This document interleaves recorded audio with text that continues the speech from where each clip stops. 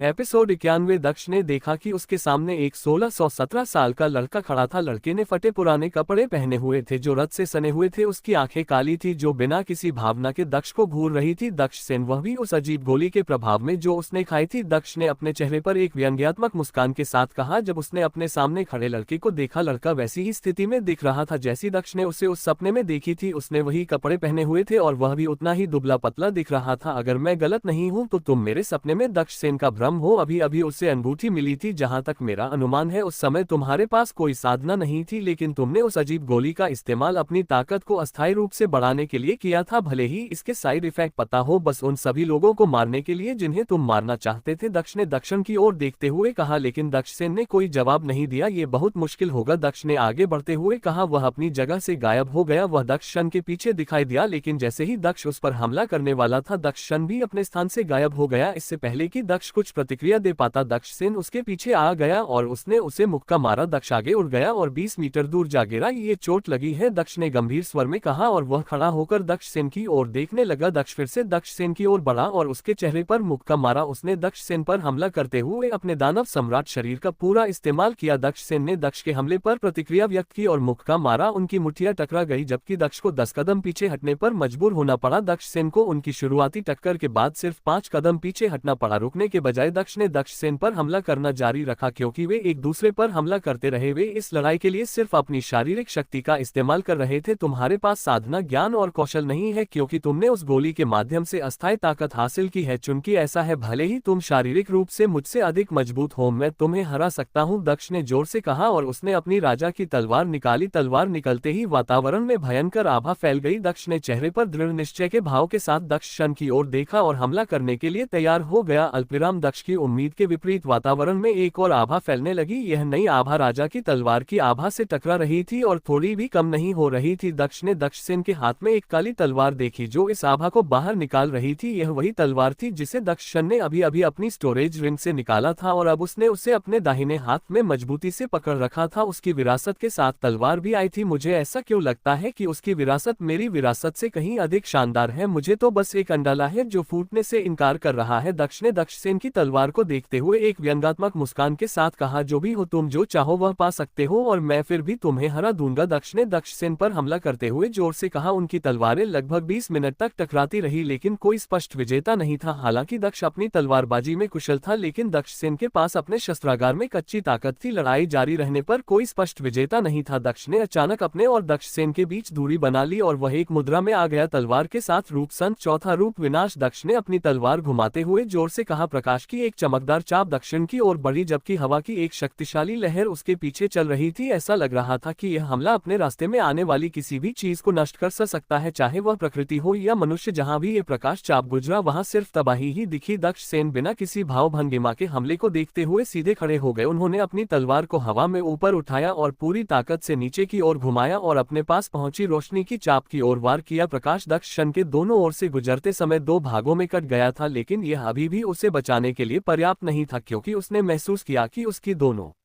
भुजाओं पर तलवार के गहरे घाव थे जिनसे अब रक्त बहने लगा था। रक्त बहने के बावजूद दक्ष सेन के हाव भाव में कोई बदलाव नहीं आया। ऐसा लग रहा था कि उसे दर्द का जरा भी एहसास नहीं हो रहा था और वह लगातार लड़ रहा था। उसकी गति और ताकत दोनों ही मेरे मुकाबले बिल्कुल अलग स्तर पर है, लेकिन फिर भी उस गोली का असर अभी तक खत्म क्यों नहीं हुआ। उस सपने में असर बहुत जल्दी का हो गया था, लेकिन अब तक कई घंटे बीत चुके हैं, लेकिन मुझे असर खत्म होने के कोई संकेत नहीं दिख रहे हैं। उनकी आवाज में निराशा के साथ उन्होंने बहुत देर तक कहा, ये भ्रम के नियम को सीखने की जगह है। ये पूरी दुनिया एक भ्रम है जिसमें प्राकृतिक प्रतिबंधों को नियंत्रित करने के लिए कोई नियम नहीं है। दक्ष ने एक विचारशील भाव के साथ कहा क्योंकि उसे लगा कि उसे एक विचार मिला है। उसने अपने और शन के बीच कुछ दूरी बना ली क्योंकि उसे आखिरकार सांस लेने का मौका मिला। मैं इस प्रतिबंध की कमी को अपने पक्ष में उपयोग करने के लिए क्या कर सकता हूं? मैं यहाँ इस कानून को सीखने आया हूँ। इसे सीखने के लिए मुझे इसका अपने लाभ के लिए उपयोग करने की आवश्यकता है, तभी मैं इसमें महारत हासिल कर सकता हूँ। भ्रम, मैं इसका उपयोग कैसे कर सकता हूँ? लंग ने अपने चेहरे पर एक विचारशील भाव के साथ कहा। भ्रम भ्रम किसी भी चीज को वास्तविकता बना सकता है। उनके लिए कोई नियम नहीं है क्योंकि कुछ भी संभव है और यह पूरी दुनिया ऐसी ही है, एक अव्यवस्थित रचना, दक्ष ने दृढ़ स्वर में कहा और वह सीधा खड़ा हो गया। अल्पविराम स्वर्ग का कफन। दक्ष ने अपने मार्शल कौशल को सक्रिय करते हुए जोर से दार लगाए। हालांकि यह कौशल केवल एक साधक की आभा और साधना स्तर को एक उच्च क्षेत्र तक बढ़ाता है, लेकिन यह वास्तव में उनके मूल स्तर की तुलना में उनकी वास्तविक शक्ति को थोड़ा भी नहीं बढ़ाता है। सरल शब्दों में ये कहा जा सकता है कि यह कौशल केवल उन्हें एक मजबूत साधक की तरह दिखा रहा था, लेकिन उनकी ताकत में थोड़ा सा भी योगदान नहीं दे रहा था। अगर इस दुनिया में कोई व्यवस्था नहीं है तो मैं इसका अपने फायदे के लिए इस्तेमाल करूंगा। मैं 9वें अजीब पृथ्वी क्षेत्र साधक हूँ, इस दुनिया में कुछ भी इससे बदल नहीं सकता। दक्ष ने कहा। जब उसका स्वर्ग का कफन सक्रिय हुआ, उसका आभामंडल विस्फोटक रूप से बढ़ गया क्योंकि यह 9वें चरण के पृथ्वी क्षेत्र साधक के स्तर पर पहुंच गया। मैं तुम्हें हराने के लिए धोखा कर रहा हूं, लेकिन मुझे लगता है कि इस कानून का यही मतलब है। ये धोखा है और वास्तविकता को अपनी इच्छाओं के अनुसार बदलना है। यह एक ऐसी दुनिया बनाना है जिसमें तुम भगवान हो, भले ही वह दुनिया असली ना हो। मैं वह व्यक्ति बनूंगा। दक्ष ने दक्ष सेन पर अपनी तलवार से हमला करते हुए कहा। उनकी तलवारें फिर टकराई, लेकिन इस बार प्रभाव अलग थे। बराबरी की लड़ाई होने के बजाय इस टक्कर से ऐसा लगा कि दक्ष स्पष्ट विजेता था क्योंकि दक्ष सेन पीछे की ओर फेंका गया था। दक्ष सेन जमीन पर गिर गया और दक्ष से 20 मीटर दूर जा गिरा। संत तलवार के साथ रूप। 5वां रूप अराजकता। दक्ष ने तलवार की मुद्रा में आकर दक्ष क्षण पर अपने सीखे हुए सबसे शक्तिशाली कौशल से हमला किया। एक चमकदार रोशनी दक्ष सेन की ओर बढ़ी जो अभी भी जमीन पर लेटा हुआ था। दक्ष का हमला ऐसा लग रहा था जैसे वह दक्ष सेन की ओर बढ़ रहा था और सारी सृष्टि को नष्ट करने की यात्रा पर था। दक्ष ने इसी भ्रम की दुनिया में अपने दादा के खिलाफ यही हमला किया था, लेकिन इस बार ऐसा लग रहा था कि इस हमले की ताकत पिछली बार से कई गुना ज्यादा थी। इस भ्रामक दुनिया का उपयोग करते हुए और भ्रमों के बारे में प्राप्त थोड़ी सी जानकारी तथा उनके लिए आवश्यक नियमों की कमी का उपयोग करते हुए दक्ष ने अपने स्वर्ग के आवरण के प्रभावों को संशोधित किया ताकि वह वास्तव में इस दुनिया में एक शीर्ष पृथ्वी क्षेत्र साधक बन सके। 9वें चरण के स्वर्ण कोर क्षेत्र से 9वें चरण के पृथ्वी क्षेत्र तक की साधना में अचानक हुई छलांग के कारण उनका आक्रमण और भी तीव्र हो गया। दक्ष सेन इस समय तक उठ खड़ा हुआ था और उसने फिर से अपनी तलवार घुमाई और पलटवार किया। उसकी तलवार दक्ष के हमले से टकराई, लेकिन पिछली बार के विपरीत प्रभाव पूरी तरह से विपरीत थे। जैसे ही चकाचौंध करने वाली रोशनी गायब हुई, दक्ष ने देखा कि दक्ष क्षण उसके साथ ही अपनी जगह से गायब हो गया था। अब केवल एक ही चीज बची थी, वह थी उसकी काली तलवार। जैसे ही दक्ष को अपनी जीत का भरोसा हुआ, वह चेहरे पर थकान लिए जमीन पर बैठ गया। वह भारी सांस ले रहा था क्योंकि इस लड़ाई ने उसे पूरी तरह से थका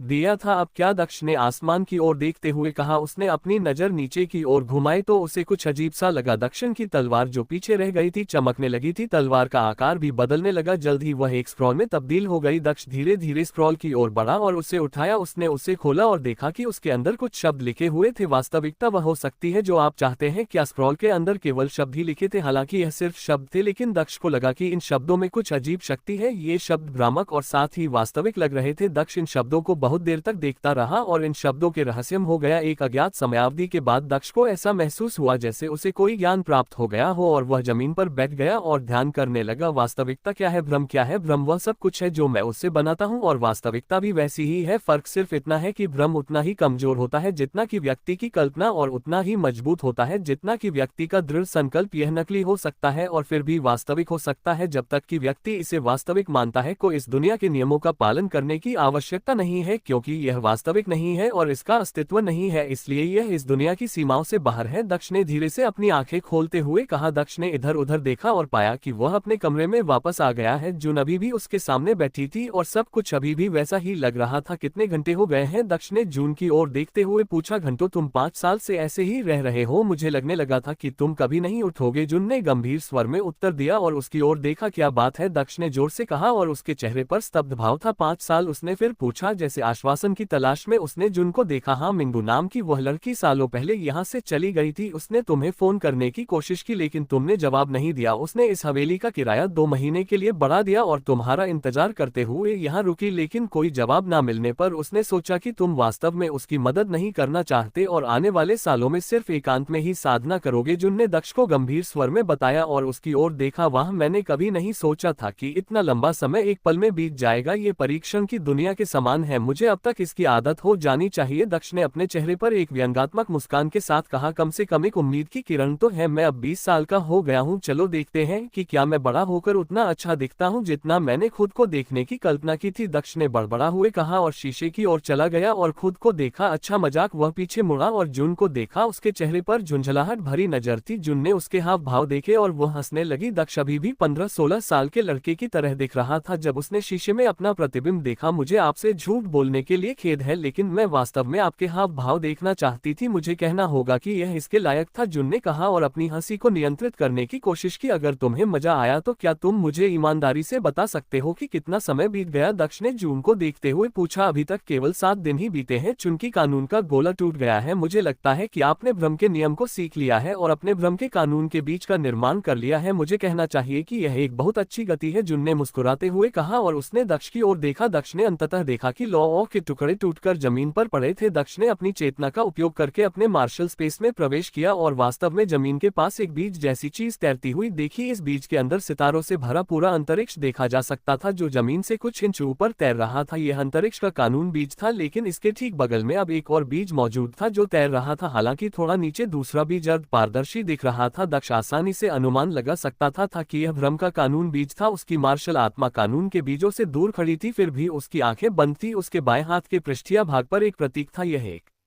प्राचीन चरित्र जैसा लग रहा था। जून ने दक्ष को बताया था कि यह इस बात का सबूत है कि उसकी मार्शल आत्मा अब अंतरिक्ष कानून के साथ आत्मीयता प्राप्त कर रही है। हालांकि दक्ष अपनी मार्शल आत्मा द्वारा पहने गए कवच के कारण देख नहीं सकता था, लेकिन अब उसकी मार्शल आत्मा के निचले हिस्से में एक और प्राचीन चरित्र मौजूद था। दक्ष ने अपनी चेतना को बाहर निकाला। हाँ, मुझे इसके बारे में कुछ ज्ञान प्राप्त हुआ है। दक्ष ने जून से कहा, इसे सीखने के लिए तुम्हें क्या करना पड़ा? क्या ये तुम्हारे अंतरिक्ष कानून सीखने के समान था? उसने पूछा। नहीं, वास्तव में ये पूरी तरह से अलग था। मैं ड्रैगन शहर के अंदर था और मुझे जू में दादाओ दक्ष सेन का सामना करना था। शुक्र है कि मैं उन सभी को हराने में सक्षम था। दक्ष ने बिस्तर पर जून के पास बैठते हुए कहा, क्या तुम कैसे जीत गए? दक्ष सेन कोई ऐसा व्यक्ति नहीं है जिसे इतनी आसानी से हराया जा सके। उसकी लड़ने की समझ सबसे बेहतरीन है जो मैंने कभी देखी है। जून ने संदेह भरी नजर से पूछा। खैर, मुझे दक्ष सेन के उस संस्करण के साथ जोड़ा गया था जब उसके पास कोई साधना नहीं थी और लड़ाई का कोई ज्ञान नहीं था। वह एक अजीब शैतानी गोली के प्रभाव में था। तुम्हें पता है, ठीक दक्ष सेन की तरह जिसने स्टार मार्शल अकादमी में नरसंहार किया था। दक्ष ने बिस्तर पर लेटते ही छत की ओर देखा। वह तुम्हें उस समय के बारे में कैसे पता? जून ने चेहरे पर स्तब्ध भाव के साथ पूछा। ओह ठीक है, मुझे याद है कि मैंने तुम्हें मेरे विचारों तक पहुंचने से रोक दिया है, इसलिए तुम मेरी अनुमति के बिना मेरे सपनों तक भी नहीं पहुंच सकते और तुमने वह सपना नहीं देखा जो मैंने देखा था। दक्ष ने एहसास के साथ कहा। हुआ ये कि मुझे उस घटना के बारे में एक सपना आया। मैंने तुम्हें भी कुछ देर के लिए वहां आते देखा। ऐसा लग रहा था कि तुम उस गोली का इस्तेमाल करके उसे फिर से चेतावनी दे रहे थे। दक्ष ने अपने चेहरे पर एक विचारशील भाव के साथ कहा, तुम्हें अभी भी दक्ष सेन के सपने कैसे आ रहे हैं? मुझे समझ नहीं आ रहा कि क्या हो रहा है। जून ने अपने चेहरे पर उलझन भरी नजर के साथ कहा, जिस गोली ने उसे इतनी ताकत दी उसके कुछ दुष्प्रभाव भी होंगे। दक्ष ने जू के विचारों को बाधित करते हुए कहा, अल्पविराम हाँ, उस गोली का नकारात्मक प्रभाव था, बहुत बड़ा नकारात्मक प्रभाव। जून ने बढ़ाया। क्या? दक्ष ने चेहरे पर जिज्ञासा के साथ पूछा। साधना की हानि और मृत्यु। वो गोली केवल पृथ्वी क्षेत्र से नीचे के साधकों के लिए उपयोगी थी। एक बार जब कोई उस गोली का उपयोग करता है तो उसकी शारीरिक शक्ति और सजगता असामान्य मात्रा में बेहतर हो जाती है। एक व्यक्ति जिसके पास कोई साधना नहीं है वह आसानी से पृथ्वी क्षेत्र के साधक का सामना करने में सक्षम होगा, और यदि कोई स्वर्ण कोर क्षेत्र साधक इसे खा लेता है तो वह स्वर्ग क्षेत्र के साधकों का भी सामना करने में सक्षम होगा। इसके दुष्प्रभावों के लिए आप अपनी साधना खो देंगे, लेकिन तुरंत नहीं, आप मर भी सकते हैं। जून ने अपने चेहरे पर एक गंभीर भाव के साथ कहा, जैसे ही आप स्वर्ग क्षेत्र की साधना तक पहुंचेंगे आप अपनी सारी साधना खो देंगे और आपको अपनी साधना फिर से शुरू करनी होगी। और अगर कोई साधक 50 साल में स्वर्ग क्षेत्र तक नहीं पहुंच पाता है तो उसकी हृदय गति रुकने से उसकी मृत्यु हो जाएगी। जून में उदास नजर से नीचे देखते हुए कहा, ऐसी क्रूर गोली, सारी साधना खोना, वह भी महान स्वर्गीय क्षेत्र जैसे क्षेत्र में पहुंचने के बाद, और अगर तुम उस क्षेत्र में नहीं पहुंचे तो तुम मर जाओगे। वह दक्ष ने अपने चेहरे पर स्तब्ध भाव के साथ कहा, क्योंकि वह कल्पना करने की कोशिश कर रहा था कि इस गोली को लेने के लिए किसी को क्या सहना पड़ता होगा। जबकि वह इसके दुष्प्रभावों को जानता है तो वह स्वर्गीय क्षेत्र में पहुंच गया, अपनी साधना खो दी और फिर से ऐसे क्षेत्र में पहुंच गया गया। ये कल्पना करना कठिन है कि वह वही व्यक्ति था जो शरीर शोधन क्षेत्र के प्रथम चरण तक भी नहीं पहुंच सका था। दक्ष ने बड़बड़ा, उसका खेती करने में असमर्थ होना उसकी ट्रेलर प्रतिभा की कमी के कारण नहीं था। चलो उसके अतीत के बारे में बात नहीं करते, क्योंकि वे चीजें नहीं है जो आपको जानने की जरूरत है। जुन ने दक्ष को देखते हुए कहा, यदि तुम ऐसा कहते हो, वैसे भी हमारी विरासतों में इतनी असमानता क्यों है? उसे तलवार, गोली जैसी बहुत सी चीजें मिली और मुझे यकीन है कि और भी बहुत कुछ होगा, जबकि मुझे केवल वह अंडा मिला जो फूटने से इनकार कर रहा है। दक्ष ने जुन से झुंझलाहट भरे भाव से कहा और वह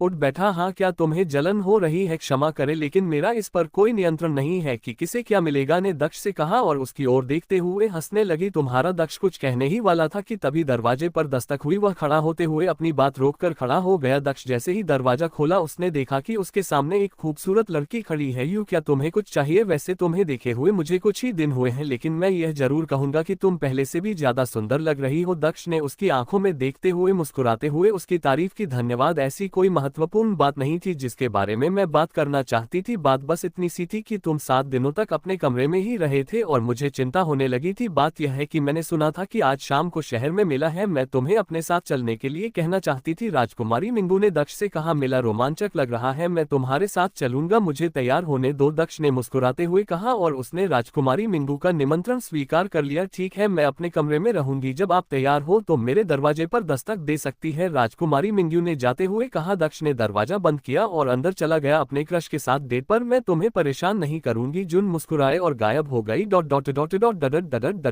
दक्ष को तैयार होने में 1 घंटा बीत गया। वह कमरे से बाहर निकला और राजकुमारी मिंगू के कमरे की ओर चल पड़ा। दक्ष को तैयार होने में 1 घंटा बीत गया। वह कमरे से बाहर निकला और राजकुमारी मिंगू के कमरे की ओर चल पड़ा। मैं जाने के लिए तैयार हूँ, दक्ष ने दरवाजा खटखटा हुए कहा। जल्द ही राजकुमारी ने दरवाजा खोला, जिसने अब तक अपनी पोशाक भी बदल ली थी। उसने अब एक सुंदर हरे रंग का गाउन पहना हुआ था। बहुत अच्छी ड्रेस है, क्या तुमने इसे खरीदा है? दक्ष ने ड्रेस को देखते हुए पूछा। हाँ, मुझे ये कुछ दिन पहले ही मिला है, मुझे खुशी है कि तुम्हें ये पसंद आया, मिंगू ने उसे एक चमकदार मुस्कान के साथ जवाब दिया। चलो चले, वह आगे बढ़ते हुए कमरे से बाहर चली गई। दक्ष भी उसके पीछे पीछे आया। यह मेला इस शहर की एक पुरानी परंपरा है और इसे हर साल आयोजित किया जाता है। इस दिन के लिए इस शहर के दुकानदार एक साथ मिलकर जश्न मनाते हैं। हर दुकान अपनी दुकान के बाहर एक बूथ लगाती है, जहां से आप सामान खरीद सकते हैं या फिर कुछ पैसे देकर दिलचस्प खेल खेल सकते हैं और उनकी दुकानों से सामान जीत सकते हैं। हर दुकान ग्राहकों को आकर्षित करने के लिए मजेदार खेल लाने की कोशिश करती है। राजकुमारी ने उत्साह से दक्ष को समझाया। ओह, तुम इसके बारे में इतना कुछ जानते हो? क्या तुमने कोई नया दोस्त बनाया है या तुमने इस पर शोध किया है? दक्ष ने हंसते हुए पूछा। राजकुमारी मिंगू ने दक्ष से कहा, जब मैं खरीदारी करने गई थी तब मैंने लोगों से यह बात सुनी थी। हाँ, सब ठीक है, अब आप इस अजीब शहर में मेरी गाइड बन सकती है, दक्ष ने मुस्कुराते हुए कहा। यहाँ बहुत सारे लोग, दक्ष ने सड़कों पर भीड़ को देखकर आश्चर्य से कहा। बेशक वहाँ भीड़ होगी, यह इस शहर के लिए एक वार्षिक उत्सव की तरह है, आपको यहाँ बहुत से लोग मिलेंगे। राजकुमारी मिंगू ने दक्ष की ओर देखते हुए कहा, यह अच्छी बात है कि सड़कें इतनी चौड़ी है कि इतने सारे लोग होने पर भी भीड़ नहीं होती। दक्ष ने चारों ओर देखते हुए कहा, अरे देखो, वहाँ एक ज्योतिषी है, चलो जाकर देखते हैं, राजकुमारी मिंगू ने उत्साह से कहा। जब उसने एक दुकान देखी जिस पर एक बोर्ड लटका हुआ था जिस पर दावा किया गया था कि यहाँ भविष्य की भविष्यवाणी की जाती है, अल्पविराम ये सब नकली है, वे सिर्फ निर्दोष लोगों को बेवकूफ बना रहे हैं, दक्ष ने कहा। और उसने मिंगू को समझाने की कोशिश की, लेकिन उसने उसकी बात नहीं सुनी और दक्ष को उसके हाथ से खींच लिया। स्टॉल पर एक आदमी बैठा था जो लगभग 30 साल का लग रहा था। वह अपनी कुर्सी पर लेटा हुआ था, लेकिन जैसे ही उसने लोगों को अपनी स्टॉल की ओर आते देखा, वह सीधा होकर बैठ गया। प्रिय अतिथियों, आपका स्वागत है, क्या आप अपना भविष्य जानना चाहते हैं? इसके लिए आपको केवल एक चांदी का सिक्का देना होगा, आदमी ने दक्ष से कहा। दक्ष ने राजकुमारी मिंगू की ओर देखा और उसके चेहरे पर उत्सुकता भरी नजर देखी। उसने भी उसी के साथ चलने का फैसला किया और एक चा का सिक्का निकाला। उसने सिक्का उस आदमी की तरफ उछाला जिसने जल्दी से उसे पकड़ लिया। क्या सर और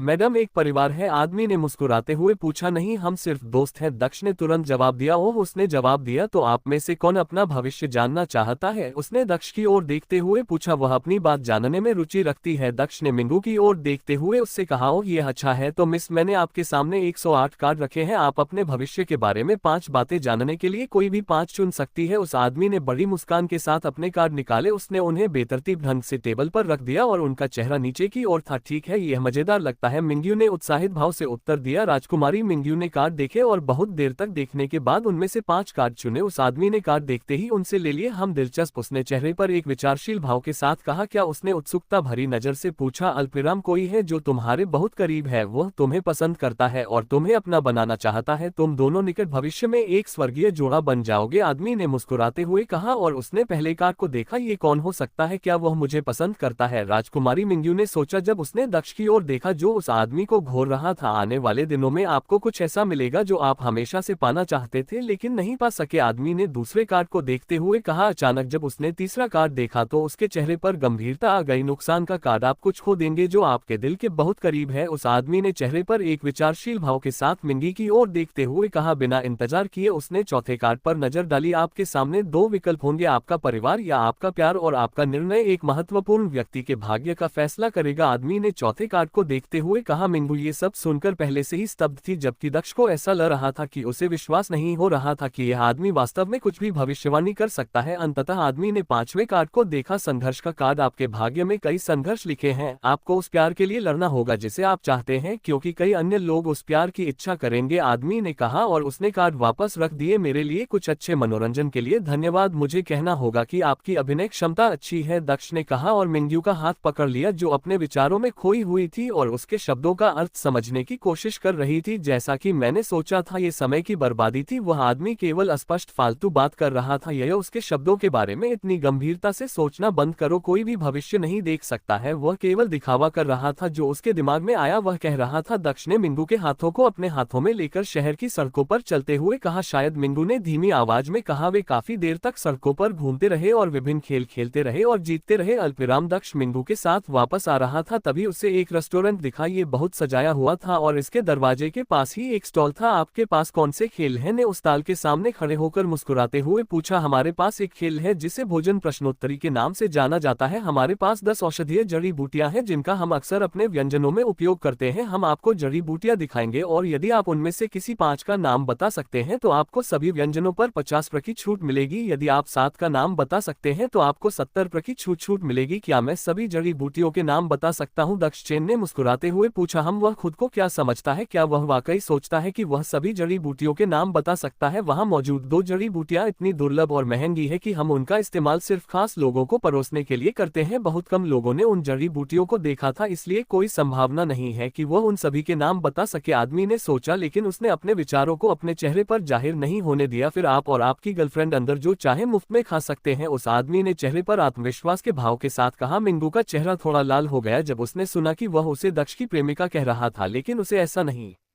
लगा कि अगर उसने उस आदमी की गलतफहमी के खिलाफ कुछ भी कहा तो भी उसे कुछ नहीं मिलेगा। मैं आपकी इस पेशकश को स्वीकार करूंगा, दक्ष ने मुस्कुराते हुए कहा और उस आदमी को पैसे दिए। जल्द ही लंचेन के सामने एक ट्रे लाई गई जिसमें 10 औषधीय जड़ी बूटियां थी। यह जड़ी बूटियां हैं, आपकी जीत आपके ज्ञान पर निर्भर करती है। देखते हैं आप कितने सवालों के जवाब दे पाते हैं, आदमी ने चेहरे पर एक प्रसन्नता भरी नजर के साथ कहा। क्या तुम्हें मेरी मदद चाहिए? मुझे लगता है कि मैं उनमें से 7 के बारे में जानती हूँ। राजकुमारी मिंगू ने जड़ी बूटियों को देखते हुए दक्ष से कहा। मैं माफी चाहता हूं मिस, लेकिन वह चुनौती का सामना कर रहा है, आप उसकी मदद नहीं कर सकते, आदमी ने लमन को सूचित किया। ये ठीक है, मैं ठीक हो जाऊंगा, मुझे लगता है कि मैं उनमें से काफी लोगों को जानता हूं। दक्ष ने चेहरे पर एक प्रसन्नता भरी नजर के साथ उसे आश्वस्त किया। पहली बूटी 10 साल पुरानी मसाला लिंजी है। फिर हमारे पास एक युवा डागू है जो केवल 5 साल पुराना है, वजियान जी, जिन्हें बेकी चाशु, गगन किन, हैनिस वही जड फॉर्म जियाए है। ये सभी जड़ी बूटियां हैं जो मैंने देखी है। दक्ष ने मुस्कुराते हुए अपने सामने खड़े आदमी को देखा, लेकिन उसने देखा कि वह वहां खाली खड़ा था और उसके चेहरे पर एक खाली नजर थी। उसने चारों ओर देखा और पाया कि लूमिंग भी अपने चेहरे पर एक अजीब भाव के साथ उसे देख रही थी। अद्भुत, आप निश्चित रूप से एक महान कीमियागर के प्रशिक्षु होंगे, इतने युवा होने के बावजूद इतने ज्ञानी। मुझे यकीन है कि आप एक दिन एक महान व्यक्तित्व बनेंगे, आदमी ने दक्ष की प्रशंसा करना शुरू कर दिया। अहम, क्या अब हम अंदर जा सकते हैं? दक्ष ने उस आदमी की ओर देखते हुए पूछा। बिल्कुल, आप जो चाहे खा सकते हैं और इसके लिए आपको एक भी पैसा खर्च नहीं करना पड़ेगा, उस आदमी ने मुस्कुराते हुए कहा और वह दक्ष और मिंग्यू को अपने साथ साथ अंदर ले आया। क्या ये वही लड़की नहीं है जिसके साथ तुमने छेड़छाड़ की थी जब हम शहर में दाखिल हुए थे? राजकुमारी मिंग्यू ने दक्ष की ओर देखते हुए कहा। उसके चेहरे पर एक प्रसन्नता भरी नजर थी जबकि दक्ष के चेहरे पर एक झुंझलाहट भरी नजर थी। क्या ये वही लड़की नहीं है जिसके साथ तुमने छेड़छाड़ की थी जब हम में दाखिल हुए थे? लगता है तुम किस्मत वाले हो, राजकुमारी मिंगू ने कहा और उसके चेहरे पर एक प्रसन्नता भरी नजर थी और उसने दक्ष की तरफ देखा जबकि दक्ष के चेहरे पर एक झुंझलाहट भरी नजर थी। दक्ष ने उस दिशा में देखा जिस ओर वह देख रही थी और उसने लाल बालों वाली लड़की को देखा जिसका सामना उसने शहर में प्रवेश करते समय किया था। लड़की एक मेज पर बैठी थी, उसके साथ वही बूढ़ा आदमी था जिसे राजकुमारी मिंगू ने पीटा था। मेज पर एक और व्यक्ति था, एक लड़की जो 20 साल की लग रही थी, लाल बालों वाली लड़की के साथ बैठी थी। उसके बाल गहरे काले थे जो लंबाई में थोड़े छोटे थे और मुश्किल से उसकी गर्दन तक आते थे। हालांकि वह एक लड़की थी, उसके बाल छोटे थे लेकिन यह अजीब नहीं लग रहा था। इसने उसे अपने तरीके से आकर्षक बना दिया क्योंकि वह दक्ष द्वारा देखी गई अन्य लड़कियों की तुलना में अनोखी लग रही थी। उसकी आंखें काली थी और त्वचा चीनी मिट्टी की तरह थी जो उसके द्वारा पहने गए काले परिधान के कारण और भी अधिक उभर कर आ रही थी। उसके भरपूर पूरे जोश में थे और उन्होंने उसकी पोशाक के ऊपर तक अपना कब्जा जमा रखा था जिससे पोशाक उनसे पूरी तरह चिपकी हुई थी। मैंने उसके साथ छेड़छाड़ नहीं की, मैंने उसे डराने और सबक सिखाने के लिए बस थोड़ा सा छेड़ा था, तुम्हें पता है। दक्ष ने चेहरे पर एक व्यंग्यात्मक मुस्कान के साथ राजकुमारी मिंगू की ओर प्रतिक्रिया व्यक्त की। चलो उस टेबल पर चलते हैं, मुझे लगता है कि उनके पास रहना दिलचस्प होगा, राजकुमारी मिंगू ने मुस्कुराते हुए कहा और दक्ष का हाथ पकड़कर उस टेबल की ओर बढ़ी जो उन लोगों के सबसे नजदीक थी। तुम लाल बालों वाली लड़की चौंक कर खड़ी हो गई। जैसे ही उसने दक्ष को अपनी ओर आते देखा उसकी प्रतिक्रिया ने उस कमरे में मौजूद लोगों को चौंका दिया। चिंता मत करो, मैं तुम्हें नहीं खा, दक्ष ने मुस्कुराते हुए उससे कहा जब वह उसके पास से गुजरा और पास की मेज पर बोला बैठ जाओ, मैं अपना संयम मत खोना, उसके साथ बैठी महिला ने अपनी नर्म आवाज में कहा। लाल बालों वाली लड़की जिसे मैया के नाम से जाना जाता है चुपचाप अपनी सीट पर बैठ गई। क्या वे काले बालों वाली महिला ने पूछा। हाँ चाची का विंग, यह वह लड़का है जिसने मुझ पर हमला किया था और यह वह लड़की है जिसने अंकल याओ को पीटा था, वे वही है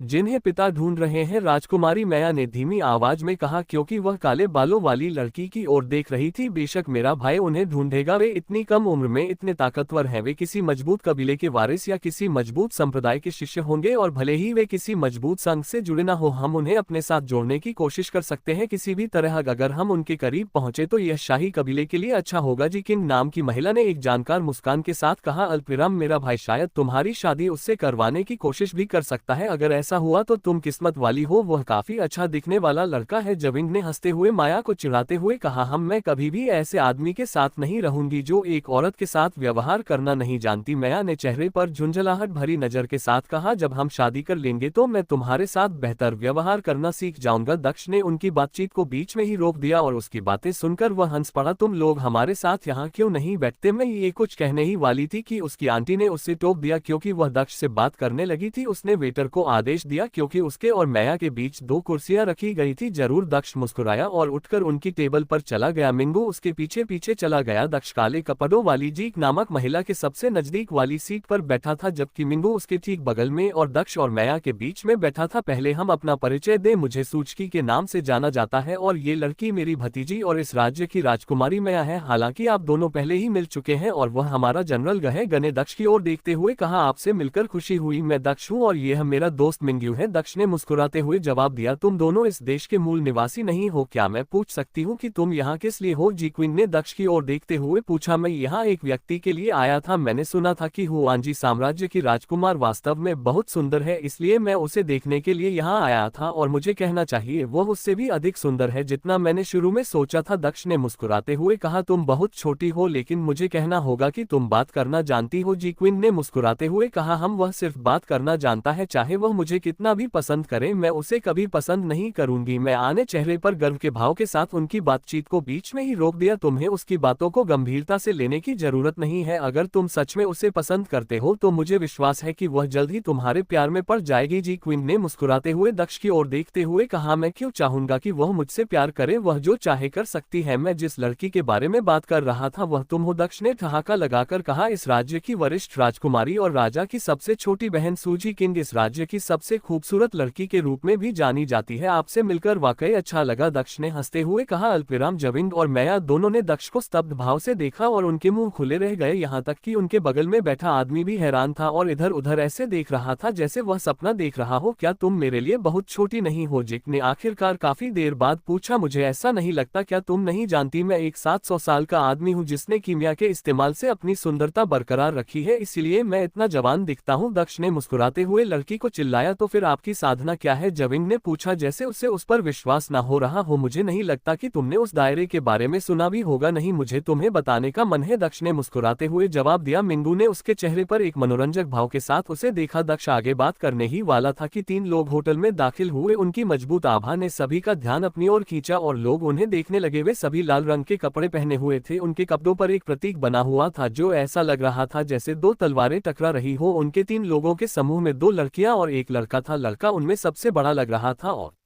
उसकी उम्र 21-22 साल लग रही थी, जबकि सबसे छोटी लड़की 1617 साल की लग रही थी। तीसरा व्यक्ति एक लड़की थी जो 181 साल की लग रही थी। उनके 3 लोगों का समूह उसी मेज पर बैठ गया जिसे दक्ष और मिंग्यू ने जिविन के साथ बैठने के लिए खाली किया था, जिसके परिणाम स्वरूप वे दक्ष के पास बैठ गए। उनके कपड़ दक्ष ने उनके कपड़ों को देखते हुए सोचा। उसने जी आंडी पवेलियन से इस महाद्वीप की जानकारी के बारे में जो किताब लाई थी उसका अधिकांश हिस्सा पढ़ लिया था, इसलिए वह जानता था कि उन तीनों के कपड़ों पर जो प्रतीक था उसका क्या मतलब था। वे उत्तरी चंद्र साम्राज्य के एक संप्रदाय से हैं। दक्ष ने अपने इप्स मिंगू के इप के करीब लाते हुए धीरे से फुसफुस। या लड़का तीसरे चरण का पृथ्वी क्षेत्र साधक है और उसके साथ वाली लड़की पहले चरण की पृथ्वी क्षेत्र साधक है। सबसे छोटी लड़की गोल्ड कोर क्षेत्र के 5वें चरण में है। दक्ष ने उसे फिर से बताया। हालांकि तीनों दक्ष के सबसे नजदीकी टेबल पर बैठे थे, लेकिन वे उसकी फुसफुसाना पाए। यहाँ तक कि उसी टेबल पर बैठे लोग भी हैरान थे कि दक्ष अपने चेहरे पर इतनी गंभीर अभिव्यक्ति के साथ मिंगू से क्या कह रहा था। इस बार का मिशन हमारे लिए बहुत महत्वपूर्ण है, हमें वह अवश्य प्राप्त करना चाहिए जिसकी हमें तलाश है, लाल लबादे वाले लड़के ने धीमी आवाज में कहा और गंभीर भाव से लड़कियों की ओर देखा। चिंता मत करो बड़े भाई रुवान, हम इसे अवश्य प्राप्त करेंगे, सबसे छोटी लड़की ने सौम्य मुस्कान के साथ कहा। मुझे आपकी बातों पर विश्वास है जूनियर सिस्टर लिंग, मुझे हमारी संयुक्त क्षमताओं पर भरोसा है। हमारे साथ जूनियर सिस्टर इंग भी मदद के लिए मौजूद, उस आदमी ने सहमति में सिर हिलाते हुए कहा। हालांकि वे भी धीमी आवाज में बात कर रहे थे, लेकिन दक्ष अपनी बढ़ी हुई इंद्रियों के कारण उनकी बातें स्पष्ट रूप से सुन पा रहा था। लिंग एक साम्राज्य से उसके वही लड़की होने की क्या संभावना है? दक्ष ने की ओर देखते हुए आश्चर्य व्यक्त किया। तुम क्या देख रहे हो? क्या तुम मरना चाहते हो? लाल वस्त्र पहने व्यक्ति जिसे सीनियर भाई रुवान के नाम से जाना जाता है ने जोर से कहा जब उसने देखा कि दक्ष को देख रहा है। तुम क्या देख रहे हो? क्या तुम मरना चाहते हो? लाल लबादा पहने व्यक्ति जिसे सीनियर ब्रदर रुवान के नाम से जाना जाता है ने जोर से कहा जब उसने देखा कि दक्ष को देख रहा है। मैं तुम्हारी दोस्त को देख रहा था, मुझे लगता है कि वह कुछ हद तक परिचित लग रही है, लेकिन हो सकता है कि मैं गलत हो, दक्ष ने मुस्कुराते हुए कहा और उसके चेहरे पर एक विचारशील भाव था। तुम्हें लगता है कि तुम उसके स्तर की किसी को जानने की स्थिति में हो? तुम इस नीच दूसरे दर्जे के राज्य से हो जबकि वह उच्च स्थान से है। अपनी आंखें नियंत्रण में रखो वरना तुम्हें पता भी नहीं चलेगा कि तुम कैसे मरे। उस आदमी ने घृणा से दक्ष को देखते हुए नाक भान सिकड़ी। मुझे भी तुमसे यही कहना चाहिए, उत्तरी चंद्र साम्राज्य से थंडर जायंट संप्रदाय का समर्थन उतना उपयोगी नहीं है जितना तुम सोच रहे हो। दक्ष ने उस आदमी को देखते हुए अपने चेहरे पर एक उदासीन भाव के साथ कहा। जैसे ही दक्ष ने संप्रदाय का नाम बताया, कमरे में मौजूद लगभग सभी लोग चौंक गए। हालांकि यहाँ मौजूद ज्यादातर लोग थंडर जायंट संप्रदाय के नाम से परिचित नहीं थे, लेकिन वे जानते थे कि साम्राज्य के अंदर रहने का क्या मतलब होगा। हालांकि जी किंग और मैया के लिए यह अलग था, चूंकि वे शाही परिवार का हिस्सा थे इसलिए वो उनके पास ज्यादा ज्ञान था। वे जानते थे कि यह नाम क्या दर्शाता है। थंडर जायंट संप्रदाय उत्तरी चंद्रमा साम्राज्य में रहने वाला कोई भी संप्रदाय नहीं था, बल्कि यह साम्राज्य के सबसे मजबूत संप्रदायों में से एक था। ये कहा जा सकता है कि वे उत्तरी चंद्रमा साम्राज्य के अधिपति हो में से एक थे। तुमने क्या कहा? रुवान जोर से चिल्लाया और उसके चेहरे पर गुस्से का भाव था। रुको बड़े भाई रुवान, जल्दीबाजी में मत बन। रुवान दक्ष की ओर चलने वाला था, लेकिन जैसे ही उसने अपनी छोटी बहन मेन की आवाज सुनी वह रुक गया। वह अपनी कुर्सी पर वापस बैठ गया। मुझे मत रोको जूनियर बहन मिंग, इस आदमी को हमारे संप्रदाय के बारे में इस तरह से बात करने की कीमत चुकानी होगी। वह एक अच्छा सबक सिखाने का हकदार है। रुवान ने मेन की ओर देखते हुए कहा। क्या तुमने उसके साथ बैठी लड़की की खेती की जांच की? अभी जांच करो, उसने नर्म आवाज में कहा। अल्पविराम, वह तीसरे चरण की पृथ्वी क्षेत्र की साधक है तो क्या हुआ, मैं आसानी से उसका मुकाबला कर सकता हूँ। रुवान ने मिंग्यू की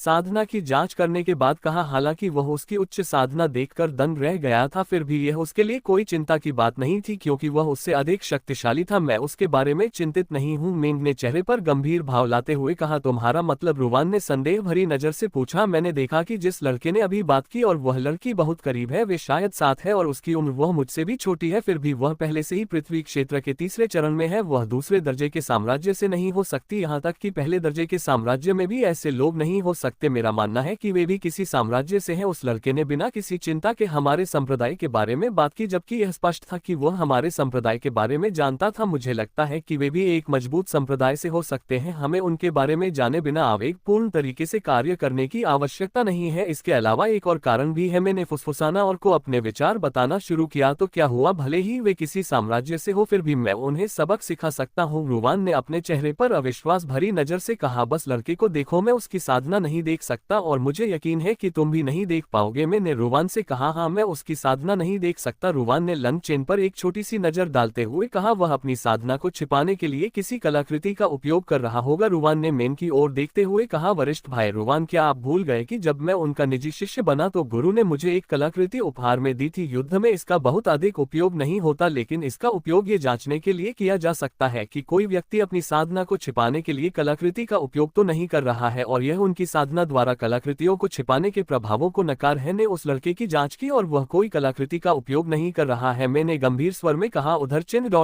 और जब वह आपसे मुखातिब होता है तो उसका आत्मविश्वास भरा लहजा ...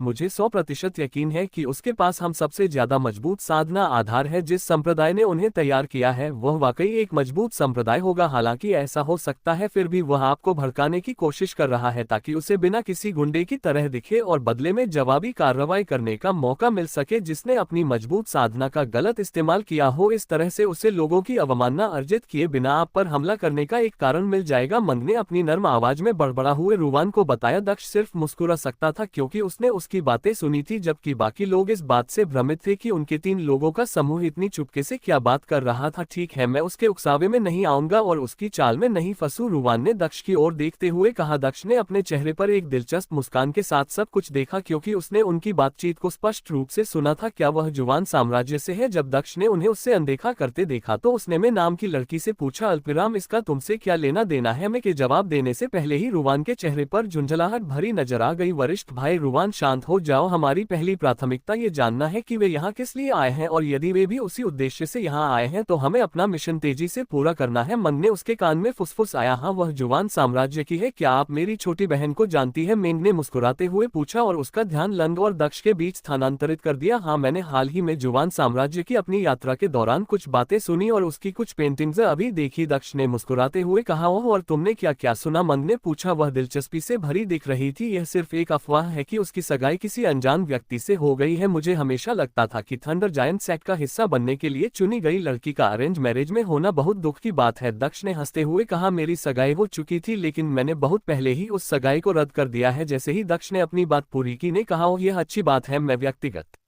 रूप से भी अरेंज मैरिज को नापसंद करता हूँ। दक्ष ने अपना ड्रिंक पीते हुए मुस्कुराया। क्या मैं पूछ सकती हूँ कि तुम दोनों इतने छोटे से राज्य में क्या कर रहे हो? मैंने उनकी बातचीत को बीच में ही रोक दिया और दक्ष की ओर देखा। हम यहाँ बस कुछ अनुभव प्राप्त करने और उन जगहों की यात्रा करने आए हैं जिन्हें हमने पहले नहीं देखा है। आप क्या सोचते हैं आप यहाँ क्यों आए? क्या आपको कोई खजाने का नक्शा या कुछ और मिला? दक्ष ने सहजता से कहा। जैसे ही उसके मुंह से यह शब्द निकले में और रुवान तीनों ही स्तब्ध रह गए और उनके चेहरे पर गंभीर भाव आ गए। उन्होंने जल्दी से अपने चेहरे पर भाव वापस लाए लेकिन तब तक दक्ष को उसका जवाब मिल चुका था। अल्पिराम हम के साथ जुवान राज्यों की चयन प्रतियोगिता के लिए यहाँ आए थे जिसे देखने के लिए उसके पिता ने हम सभी को आमंत्रित किया था। हमने सोचा कि यह हमारे लिए ताजी हवा लेने और आसपास के राज्यों की यात्रा करने का एक अच्छा अवसर हो सकता है। मैन ने जल्दी से अपना संगीतकार वापस पा लिया और उसे बताया, ओह हाँ, वह प्रतियोगिता, मैंने इसके बारे में सुना है, ये बहुत दिलचस्प लगता है, मैं भी वहाँ हो सकता हूँ। दक्ष ने चेहरे पर मुस्कान लाते हुए कहा। आप किस साम्राज्य से हैं? मैंने अचानक दक्ष से पूछा। मैं किसी साम्राज्य से नहीं हूँ, मैं एक छोटी सी जगह से हूँ जिसका जिक्र करने लायक नहीं है। दक्ष ने मुस्कुराते हुए स्पष्ट रूप से उत्तर दिया। वह खुद को भी एक साम्राज्य से आए साधकों की तरह दिखाना चाहता था और केवल रहस्य के जरिए ही उसके लिए बाद के चरणों में खुद को फंसाए बिना ऐसा करना आसान था। तो तुम इसे गुप्त रखना चाहती हो? कोई बात नहीं, मैन ने कहा, क्योंकि उसे उसके एक भी शब्द पर विश्वास नहीं हुआ। मैं तुम्हें जो सोचना है उसे सोचने से नहीं रोक सकता, दक्ष ने मुस्कुराते हुए कहा और उसे परोसी गई ड्रिंक को पीने लगा। क्या वे तीनों तुम्हारे दोस्त हैं? तुम दोनों की तुलना में वे बिल्कुल सामान्य दिखते लगते हैं? मिंग ने जिकिंग, मैया और याओ की ओर देखते हुए पूछा। अभी उनसे मिला हूँ, वे दिलचस्प लोग लग रहे थे, इसलिए मैं उनकी कंपनी में शामिल हो गया, लेकिन अब मुझे आप लोग ज्यादा दिलचस्प लग रहे हैं। दक्ष ने मुस्कुराते हुए जवाब दिया, हाँ मुझे लगता है कि तुम्हें ज्यादा दिलचस्प लगता है, माफ करना लेकिन तुम चाहकर भी हमारे साथ नहीं आ सकती जब तक तुम हमें अपनी असली पहचान नहीं बताती, मीन ने हंसते हुए कहा और दक्ष को आंख मारी। मैं दक्ष हूँ और यह मेरा सबसे अच्छा दोस्त मिंगू है, क्या ये काफी है? दक्ष ने मुस्कुराते हुए अपना परिचय देते हुए पूछा, मैं तुम्हारे नाम के बारे में नहीं पूछ रहा हूँ, इस महाद्वीप में कई लोग और कबीले हैं जिनका नाम लंग है, उनमें से कुछ कमजोर हैं जबकि कुछ मजबूत हैं, मैं जानना चाहता हूँ कि तुम किस साम्राज्य से हो और तुम किस संप्रदाय का हिस्सा हो, यह जरूर एक अच्छा संप्रदाय होगा। मैंने फिर से दक्ष से पूछा, मैं बहुत दूर से आया हूँ, इसलिए आपको इस बात की चिंता करने की जरूरत नहीं है कि मेरा प्रभाव उत्तरी चंद्र साम्राज्य तक पहुँच जाएगा, दक्ष ने कहा और उसके चेहरे पर एक मनोरंजक मुस्कान थी और उसने मिन की ओर देखा। आप शायद मुझे गलत समझ रहे हैं, हम आपके प्रभाव के बारे में चिंतित नहीं है, हम केवल आपकी पृष्ठभूमि के बारे में उत्सुक हैं, मिंग ने जवाब दिया। जैसा कि मैंने कहा, मैं कोई नहीं हूँ, यहाँ कुछ रोमांच की तलाश में हूँ, दक्ष ने उसे उत्तर दिया। तो आप रोमांच के पीछे हैं, पुरस्कार के पीछे नहीं? मैंने फिर कहा, हाँ अगर तुम्हारे पास मेरे लिए कोई रोमांचक काम है तो मैं तुम्हारी मदद भी कर सकता हूँ, दक्ष ने सहजता से कहा। हम यहाँ से चले गए हैं, आपसे मिलकर अच्छा लगा, लेकिन अब हमें जाना चाहिए, अगर मुझे कोई रोमांच पता चलेगा तो मैं आपको बताऊंगी। नींद मुस्कुराई, हालांकि अंदर से वह थोड़ी चिंतित थी और खड़ी हो गई। उसने रुवान की ओर देखा और चुपके से उसे इशारा किया, रुवान और भी खड़े हो गए, वे उसके पीछे चले गए और चले गए। हम यहाँ से चले गए हैं, आपसे मिलकर अच्छा लगा, लेकिन अब हमें जाना चाहिए, अगर मुझे कोई रोमांच पता चलेगा तो मैं आपको बताऊंगी। द मुस्कुराए, हालांकि अंदर से वह थोड़ी चिंतित थी और खड़ी हो गई। उसने रुवान की ओर देखा और चुपके से उसे इशारा किया, रुवान और भी खड़े हो गए, वे उसके पीछे चले गए और चले गए। आप सभी इतने स्तब्ध क्यों दिख रहे हैं? दक्ष ने पीछे मुड़कर माया और झक्विन की ओर देखा और उनके स्तब्ध चेहरे को देखकर पूछा, हालांकि मैंने अनुमान लगाया था कि आप किसी साम्राज्य से होंगे, फिर भी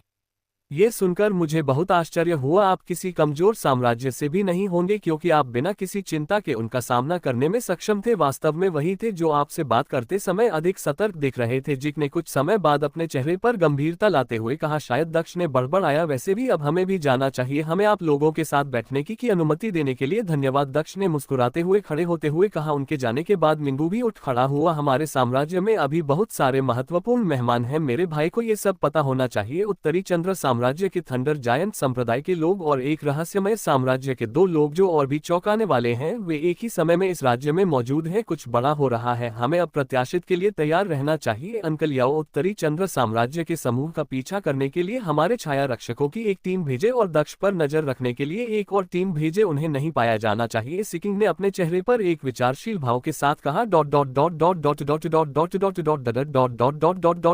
दक्ष और राजकुमारी मिंगू सड़कों पर चल रहे थे। राजकुमारी मिंगू अपने चेहरे पर एक विचारशील नजर के साथ दक्ष को देखती रही। क्या तुम कुछ कहना चाहते हो? दक्ष ने पूछा। जब उसने देखा कि मिंगू उसकी ओर देख रही है, तुम उनकी बातचीत कैसे सुन पाए? मेरे पास तुमसे ज्यादा मजबूत साधना आधार है, फिर भी मैं एक भी शब्द नहीं सुन पाए। मिंगू ने दक्ष की ओर देखते हुए पूछा। मैंने कभी नहीं कहा कि मैंने उनकी बातचीत सुनी है, तुम्हें क्या लगता है कि मैंने सुनी है? दक्ष ने मिंगू को उत्सुकता से देखते हुए कहा। तुम्हारे चेहरे से यह स्पष्ट था कि तुम सुन सकती थी कि वे क्या बात कर रहे थे, तो बताओ तुम्हें क्या पता चला? मिंगू ने चेहरे पर चतुराई भरी मुस्कान के साथ पूछा। अल्पविराम, कुछ खास नहीं, मुझे बस इतना पता चला कि वे यहाँ कुछ ढूंढने आए हैं, उनके लिए कुछ महत्वपूर्ण, उन्हें यहाँ लाने के लिए बहुत बड़ी रकम की जरूरत होगी। दक्ष ने हंसते हुए आगे बढ़ना जारी रखा। लगता है उस लड़की ने लोगों को हमारे पीछे लगा दिया, एक स्मार्ट फैसला लेकिन एक बुरा फैसला। दक्ष के चेहरे पर एक शैतानी मुस्कान उभरी क्योंकि उसे कुछ महसूस हुआ। उसने अपने कदम धीमे कर दिए और मिंग्यू को आगे बढ़ने दिया। मिंग्यू से अलग होते हुए वह एक खाली गली में चला गया। कुछ अजीब पाकर मिंग्यू पीछे मुड़ा, लेकिन लॉन्ग चेन का कोई पता नहीं चला।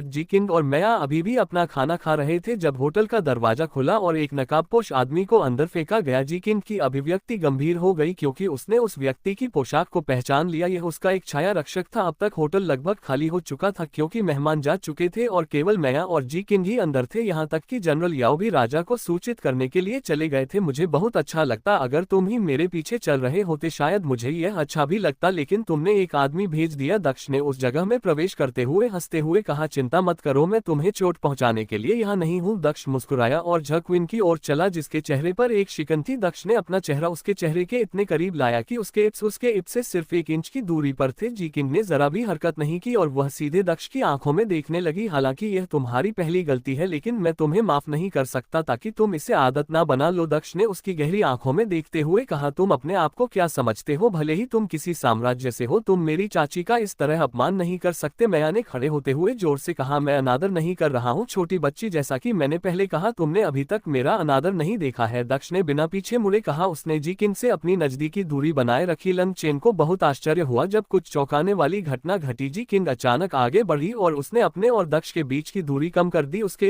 इप तक पहुंच गए और वे छू गए। दक्ष उसके इप की अनुभूति और उसकी मीठी गंध को महसूस कर सकता था क्योंकि वह उसके चुंबन का आनंद ले रहा था। न सेकंड के एक छोटे से चुंबन के बाद जी क्वीन ने अपने इप्स उसके इप से अलग कर दिए। इससे मेरी माफी समझो, अब हम निर्दोष है, उसने दक्ष की आंखों में देखते हुए कहा। अभी नहीं, दक्ष ने उससे हुए कहा। जीक ने चौंक कर अपना मुंह थोड़ा खोला लेकिन दक्ष ने इस मौके का फायदा उठाया और अपनी जीभ के मुंह में डाल दी और उसकी जीभ से खेलने लगा। उसने अपना एक हाथ उसके सिर के पीछे रखा और उससे जोश से माया की आंखें चौड़ी हो गई थी क्योंकि उसे यह विश्वास करने में कठिनाई हो रही थी कि उसके सामने जो कुछ हो रहा था वह वास्तविक था, न कि कोई सपना। हालांकि वह पहले तो दंग रह गई लेकिन उन्हें जोश से हुए देखने के बाद उसे कुछ महसूस होने लगा और उसका दिल असहज हो गया। उसे लगा कि वह वही चाहती है जो उसकी चाची अनुभव कर रही थी। दक्ष ने उसे लगातार 5 मिनट तक, फिर उसने अपने इप्स उसके इप्स से अलग किए। जिग जोर जोर से सांस ले रही थी और दक्ष को देख रही थी। उनमें से एक और आदमी दरवाजे के बाहर बेहोश पड़ा है। अब हम बराबरी पर हैं लेकिन मुझे यकीन है कि ज्यादा देर तक नहीं। दक्ष मुस्कुराया और पीछे मुड़ा और बाहर की ओर चल दिया। वैसे आपको उन्हें भेजने की जरूरत नहीं थी, आप मुझसे सीधे पूछ सकते थे। मैं ड्यूक राली की पुरानी हवेली में रहता हूँ, दक्ष ने पीछे मुड़कर जाने से पहले कहा। हम निश्चित रूप से भी नहीं है, जविंग ने धीरे से कहा।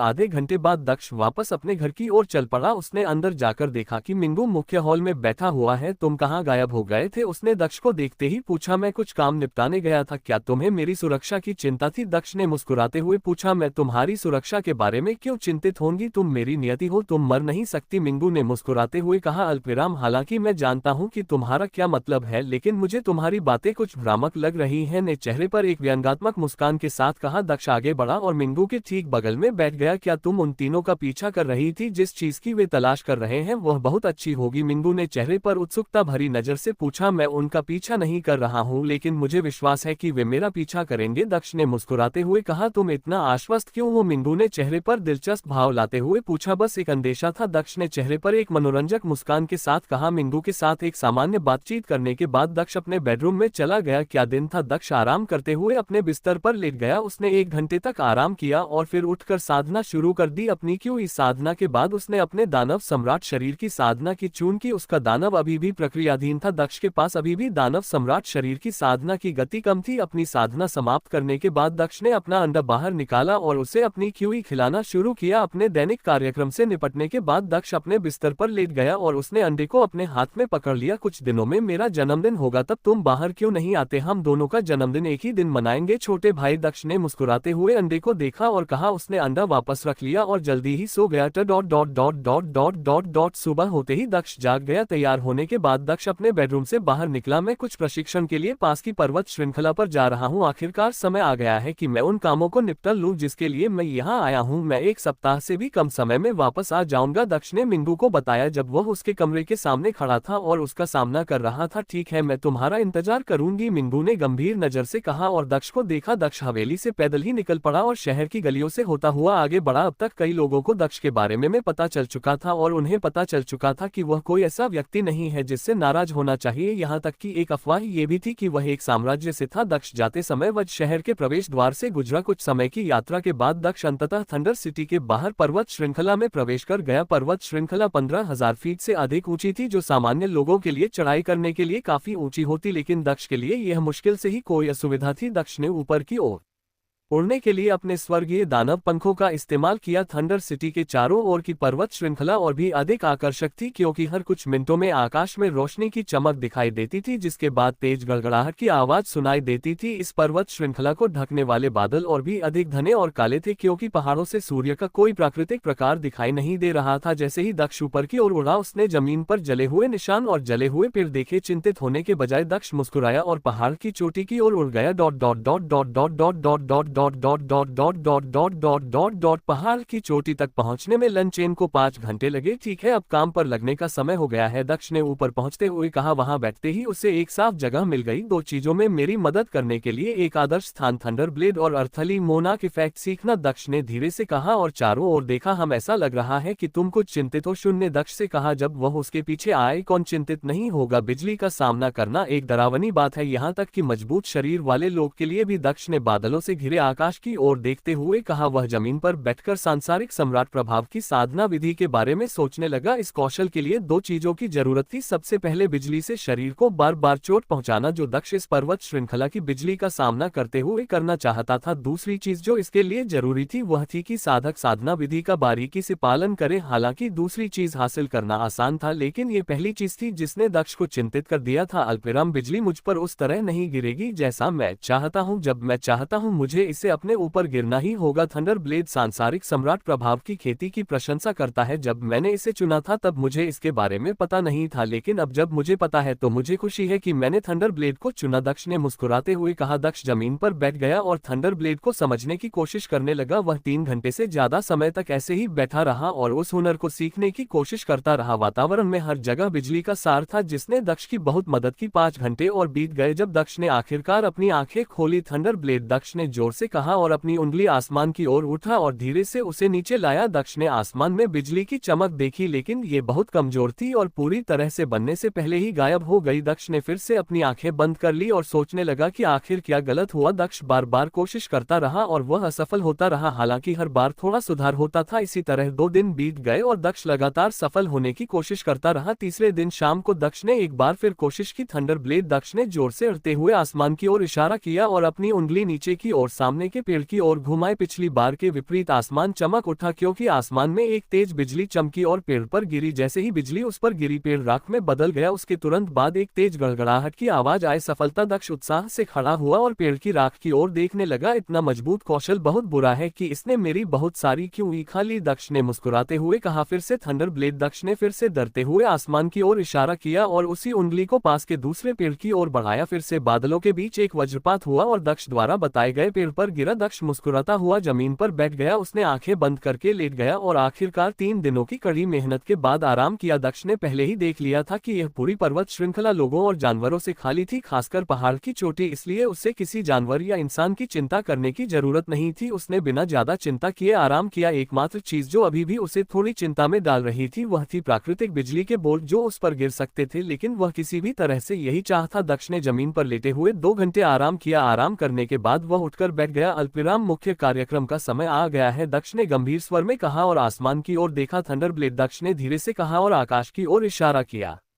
अंततः उसने अपनी उंगली हिलाकर खुद की ओर इशारा किया। आकाश में एक मोटी बिजली चमकी। दक्ष ने अपने दानव सम्राट शरीर का पूरा उपयोग किया, क्योंकि वह केवल अपने शरीर की सुरक्षा पर ही निर्भर रहने की कोशिश कर रहा था। बिजली लोग चेन की ओर बढ़ी और जल्द ही उस पर गिर पड़ी। बिजली के गिरते ही दक्ष दर्द से जोर से चिल्लाया। यह उसकी उम्मीद से कहीं ज्यादा बुरा था। उसका शरीर ऐसा महसूस कर रहा था जैसे कि बिजली उसकी हड्डियों और नसों से गुजरने के कारण जलने वाली थी। वह अपने शरीर को जरा भी हिला नहीं पा रहा था। दक्ष जगह पर गिरते ही बेहोश हो गया। दक्ष ने 5 घंटे बाद अपनी आंखें खोली और उसकी आंखों से सिर्फ आसमान में काले बादल ही दिखाई दे रहे थे। उससे बिजली गिरने का एहसास याद आ गया। यह मेरी अपेक्षा से कहीं अधिक बुरा था। डेमन मोनाक, फिजिक के प्रभाव के बिना मैं मर भी सकता था। थंडरब्लेड वास्तव में शक्तिशाली है। लव चेन ने अपने चेहरे पर एक विचारशील भाव के साथ कहा। क्या तुम रुकना चाहती हो? जैसे ही उसने पूछा, जून फिर से प्रकट हुई। रुको, मैं अभी शुरू ही कर रहा हूँ, दक्ष ने अपने चेहरे पर एक विचारशील भाव के साथ कहा। जून ने जब उसकी बातें सुनी तो वह मुस्कुराए बिना नहीं रह सकी। थंडरब्लेड, दक्ष ने जोर से कहा और उसने फिर से अपने मार्शल कौशल का इस्तेमाल खुद पर किया। एक और बिजली का बोल्ट उस पर गिरा और वह फिर से बेहोश हो गया। हर बार जब दक्ष जागता तो वह अपने मार कौशल का इस्तेमाल खुद पर करता। दक्ष उसी चीज से गुजरता रहा, लेकिन वह महसूस कर सकता था कि उसे जो दर्द महसूस हो रहा था वह समय के साथ कम हो रहा था। अल्पविराम 3 दिन के बाद दक्ष अंततः अपनी चेतना खोए बिना बिजली का सामना करने में सक्षम हो गया, जिससे उसका मनोबल और बढ़ गया। दक्ष 2 दिन तक खुद को बार बार वज्र से मारता रहा। इस समय तक वह बिजली गिरने पर भी चलने में सक्षम हो गया था। अलने से वह दौड़ने लगा, क्योंकि उसे उसे लगा कि उसकी गति पहले की तुलना में 100 गुना अधिक हो गई है। हालांकि बिजली अभी भी उसे चोट पहुंचा रही थी, लेकिन अब दर्द सहने योग्य था क्योंकि दक्ष का बिजली के प्रति प्रतिरोध बढ़ गया था। दक्ष ने अर्थली मोनाक इफेक्ट की खेती जारी रखी, जिससे उसकी गति और बचाव में वृद्धि हुई। दक्ष की दक्षता और थंडर ब्लेड की समझ भी बढ़ती रही। जितना अधिक वह इस कौशल का उपयोग करता गया, दक्ष को इस पर्वत श्रृंखला में प्रवेश किए हुए 9 दिन से अधिक हो गए थे और उसे ऐसा महसूस हो रहा था कि इस यात्रा से पहले और बाद में उसकी क्षमताओं में बहुत अंतर था। कल मेरा जन्मदिन है और तुम अभी भी बाहर नहीं आ रहे हो, तुम एक बुरे आदमी हो, तुम्हें ये पता है? दक्ष ने अंडे से बात करते हुए मुस्कुराते हुए कहा। दक्ष ने अंडे को वापस अपने भंडारण रिंग में रख दिया और सोने चला गया। दक्ष अगले दिन सुबह जल्दी उठ गया और उसने साधना शुरू कर दी। वह इन 9 दिनों में पहले ही गोल्ड कोर दायरे के 9वें चरण के अंतिम चरण में पहुंच चुका था और अब वह गोल्ड कोर दायरे के 9वें चरण के शिखर से बस एक कदम दूर था। दक्ष ने अपनी क्यूई साधना बंद करने से पहले 3 घंटे से ज्यादा साधना की और अपनी डेमन मोनाक फिजिक्स साधना शुरू की। उसने 2 घंटे तक इसी तरह साधना की और फिर रुक गया। अपनी साधना के बाद लन चेन खड़ा हुआ। जैसे ही उसने सांसारिक सम्राट प्रभाव विकसित किया, उसने पुनः अपने ऊपर थंडर ब्लेड का प्रयोग करना शुरू कर दिया। शाम होते ही समय तेजी से बीत गया। दक्ष बैठ गया और अपने स्टोरेज रिंग से निकाले गए फल खाने लगा। खाना खत्म करने के बाद दक्ष ने अपना रहस्यमय अंडा बाहर निकाला। जल्द ही अगला दिन आ जाएगा, मेरा जन्मदिन खत्म हो जाएगा। मुझे अभी भी याद है कि मेरा 16वां जन्मदिन कितना अच्छा था। माँ, पिताजी, मुझे आपकी याद आती है। दक्ष ने पृथ्वी पर अपने परिवार के साथ मनाए गए जन्मदिनों के बारे में सोचा क्योंकि उसने रहस्यमय अंडे को अपनी क्यूई खिलाना शुरू कर दिया था। जब दक्ष विचारों में खोया हुआ था, तभी आसमान में एक तेज बिजली चमकने लगी जो दक्ष की ओर गिरने लगी। बिजली अचानक उसके और अंडे के ऊपर गिरी। दक्ष ने पिछले कुछ दिनों में कम से कम कुछ 100 बार बिजली गिरने का अनुभव था, इसलिए वह बहुत प्रभावित नहीं हुआ, लेकिन वह अंडे के लिए चिंतित था जिस पर उसके साथ बिजली गिरी थी। क्या तुम ठीक हो? दक्ष ने अंडे पर किसी भी तरह के नुकसान के निशान देखने के लिए कहा, लेकिन उसे कुछ भी नजर नहीं आया। दक्ष ने अंततः राहत की सांस ली, लेकिन एक कर्कश ध्वनि के साथ उसके चेहरे पर गंभीरता छा गई। दक्ष ने देखा कि अंडे की सतह पर दरारें पड़ने लगी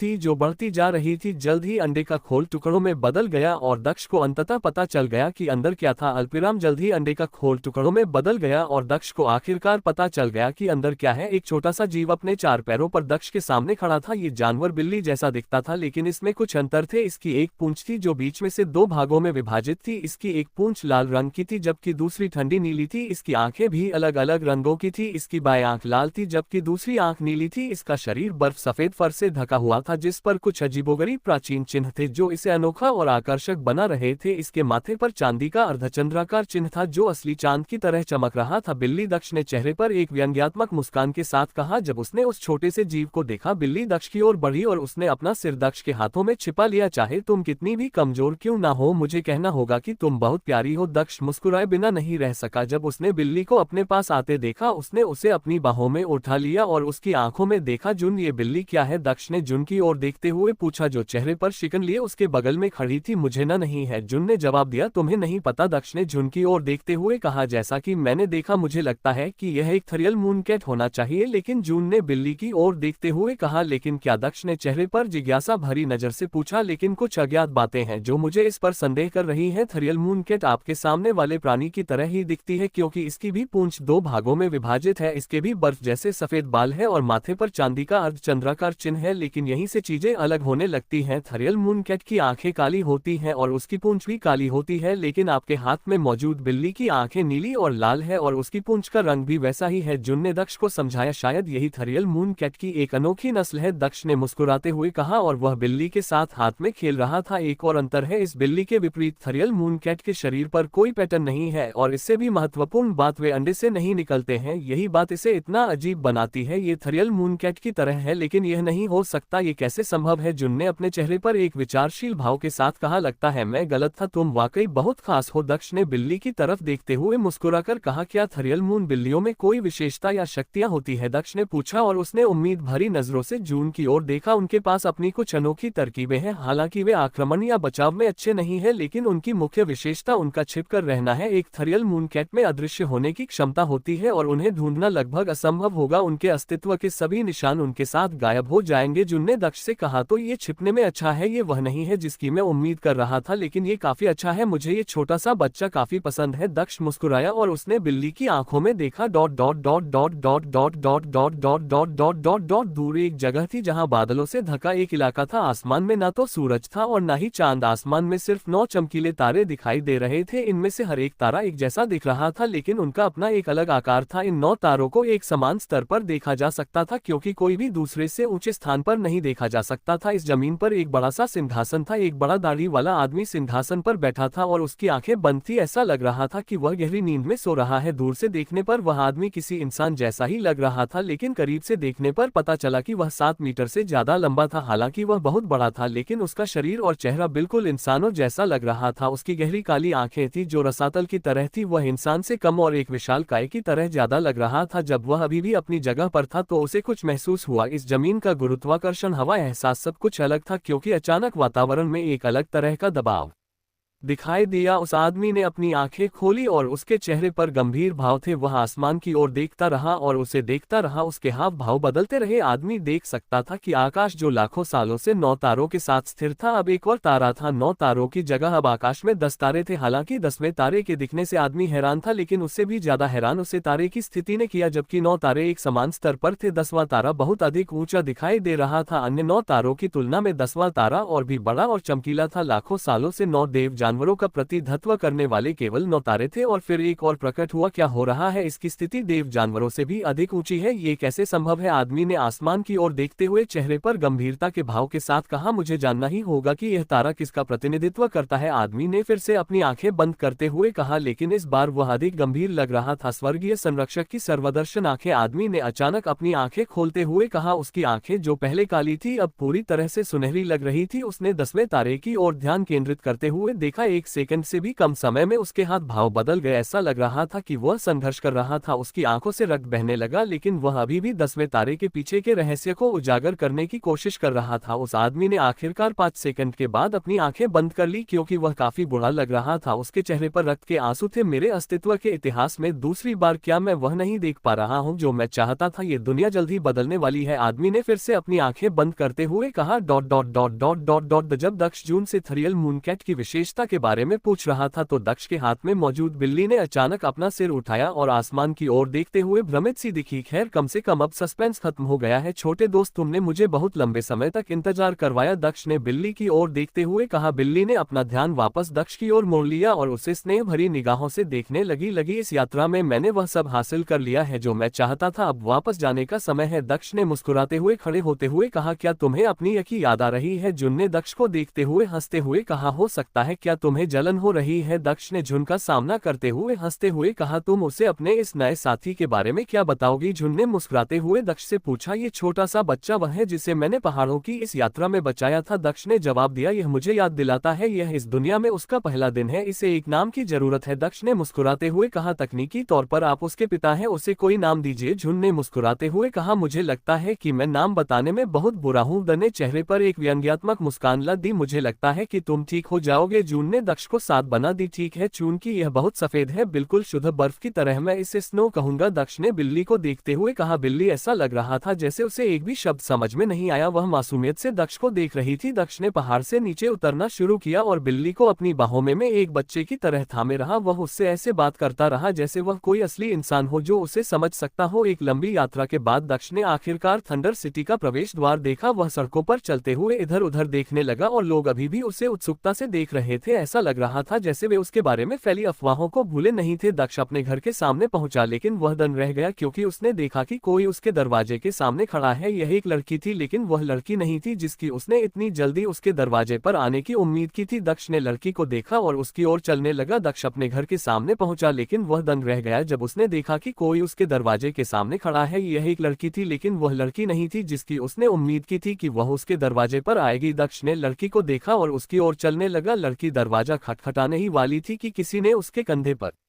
थपथपा आया। वह पीछे मुड़ी तो देखा कि दक्ष उसके पीछे खड़ा था। क्या तुम्हें कुछ चाहिए मिस मिंग? दक्ष ने उसकी ओर देखते हुए पूछा। वह लड़की मीन थी जिससे दक्ष की मुलाकात राजकुमारी मिंगू के साथ दिन करते समय हुई थी। यह सही है, मुझे तुमसे कुछ बात करनी है। वैसे तुम्हारे पास एक दिलचस्प बिल्ली है, मैंने पहले कभी ऐसी बिल्ली नहीं देखी। मैंने अपने चेहरे पर एक विचारशील भाव के साथ कहा। यह एक छोटा सा प्राणी है जो मुझे जंगल में मिला था, इसे लिटिल स्नो कहते हैं। ये काफी प्यारा है, हालांकि यह कमजोर है। दक्ष ने अपने हाथ में मौजूद थरियल मूनकैट को देखते हुए मुस्कुराहट के साथ कहा। अंदर आ जाओ, हम अंदर भी बात कर सकते हैं। दक्ष दरवाजे की ओर चला गया और उसने दस्तक दी। हालांकि दक्ष ने दरवाजा खटखटाया लेकिन कोई प्रतिक्रिया नहीं हुई। 5 मिनट से ज्यादा इंतजार करने के बाद उसने फिर से दरवाजा खटखटाया लेकिन दरवाजा नहीं खुला। क्या वह अंदर नहीं है? दक्ष ने दरवाजे की ओर मुंह करके सोचा। उसने अपनी निजी चाबी निकाली और दरवाजा खोला और अंदर घुस गया। मैं भी उसके पीछे पीछे अंदर घुस गई। दक्ष मेन को अपने भवन के हॉल में ले गया। क्या तुम 1 मिनट के लिए यहाँ बैठ हो? मैं अभी आता हूँ, दक्ष ने मेन की ओर देखते हुए कहा। अल्पविराम हम। मेन ने पुष्टि में सिर हिलाया और कुर्सी की ओर चली गई और बैठ गई। दक्ष हॉल से बाहर निकला और राजकुमारी मिंगू के कमरे की ओर चलने लगा। जल्द ही वह मिंगू के कमरे के दरवाजे के सामने खड़ा था। उसने फिर से दरवाजा खटखटाया लेकिन उसी तरह कोई प्रतिक्रिया नहीं हुई। दक्ष ने दरवाजा खोलने की कोशिश की और पाया कि यह बंद नहीं था। चेहरे पर गंभीरता लिए जब वह अंदर दाखिल हुआ तो दरवाजा आसानी से खुल गया। तो तुम खेती में व्यस्त हो? दक्ष ने राहत की सांस लेते हुए धीरे से कहा। वह कमरे से बाहर निकल गया और हल्के से दरवाजा बंद कर दिया। वह बहुत आराम से हॉल में वापस चला गया। जब दक्ष हॉल में दाखिल हुआ तो मंग अभी भी उसी मुद्रा में बैठा था। अब आप बहुत आराम से लग रहे हैं, मेंग ने टिप्पणी की जब उसने दक्ष को हॉल में प्रवेश करते देखा। तो आप किस बारे में बात करना चाहते थे? दक्ष ने विषय बदलते हुए पूछा। यह उस विषय पर है जिसके बारे में हमने बात की थी, उसने दक्ष को उत्तर दिया। और वह क्या था? उसने पूछा। इस साहसिक कार्य के बारे में, उसने कहा और उसके चेहरे पर मुस्कान आ गई। अब ये कुछ हद तक दिलचस्प है, मुझे और बताओ, दक्ष ने मेन से कहा। उसके चेहरे पर उत्तर का भाव था। बात यह है कि हमने एक गुप्त स्थान की खोज की है जिसके बारे में हमें लगता है कि वहाँ बहुत सारी कलाकृतियां और खजाने हैं। हम चाहते हैं कि आप इसकी खोज में हमारे साथ शामिल हो। मेन ने दक्ष से कहा। मुझे कारण बताओ, दक्ष ने सीधे चेहरे से पूछा। क्या कारण है? उसने चेहरे पर उलझन भरी नजर लाते हुए पूछा। आप किसी अजनबी को अपनी खोज के बारे में क्यों बताएंगे और उसे आमंत्रित भी क्यों करेंगे जबकि इसमें कुछ कीमती कलाकृतियां और खजाने शामिल हैं? दक्ष ने चेहरे पर दिलचस्पी के भाव के साथ पूछा। कुछ हफ्ते पहले हमें एक नक्शा मिला, उस नक्शे पर यह उल्लेख किया गया था कि यह एक आदमी था जो एक कब्र की ओर इशारा कर रहा था जो एक साधक की थी। यह स्पष्ट था कि साधक स्वर्गीय क्षेत्र से भी ऊंचे क्षेत्र में था। हम इस खोज से उत्सुक और उत्साहित थे, इसलिए हमने नक्शे का अनुसरण किया और संप्रदाय छोड़ दिया। हमें छुट्टी मनाने के लिए के देश जाने का बहाना मिल गया और हम इस शहर में आ गए क्योंकि यह उस नक्शे पर बताए गए स्थान के सबसे नजदीक था। मिंग ने दक्ष को देखते हुए समझाया। और वह स्थान कौन सा था? दक्ष ने चेहरे पर जिज्ञासा के भाव के साथ पूछा। थंडर सिटी के बाहरी इलाके में स्थित पर्वत श्रृंखला, उसने दरवाजे की ओर देखते हुए कहा। हम। दक्ष ने भौं सिकोल ली जब उसने सोचा कि वह उस कब्र के कितने करीब था। तुमने जो कुछ भी कहा उससे ये स्पष्ट नहीं हुआ कि तुमने मुझे इसके बारे में क्यों बताया। मुझे नहीं लगता कि तुम्हें मुझसे पहली नजर में प्यार हो गया है और तुम एक परोपकारी व्यक्ति भी नहीं लगते। दक्ष ने सीधे चेहरे से कहा। ऐसा इसलिए है क्योंकि हम तीनों ही उस मकबरे में प्रवेश नहीं कर सकते। हमें पहले इस बारे में पता नहीं था लेकिन हमारी पहली यात्रा के बाद ये स्पष्ट हो गया कि इस मकबरे में केवल 4 या उससे अधिक लोगों के साथ ही प्रवेश किया जा सकता है। अभी हमारे पास केवल 3 लोग हैं। मीन ने दक्ष की ओर देखते हुए कहा। तुम अपने साथ किसी भी व्यक्ति को ले जा सकते थे, मेरे पास क्यों आए? हालांकि मैंने कहा था कि मैं केवल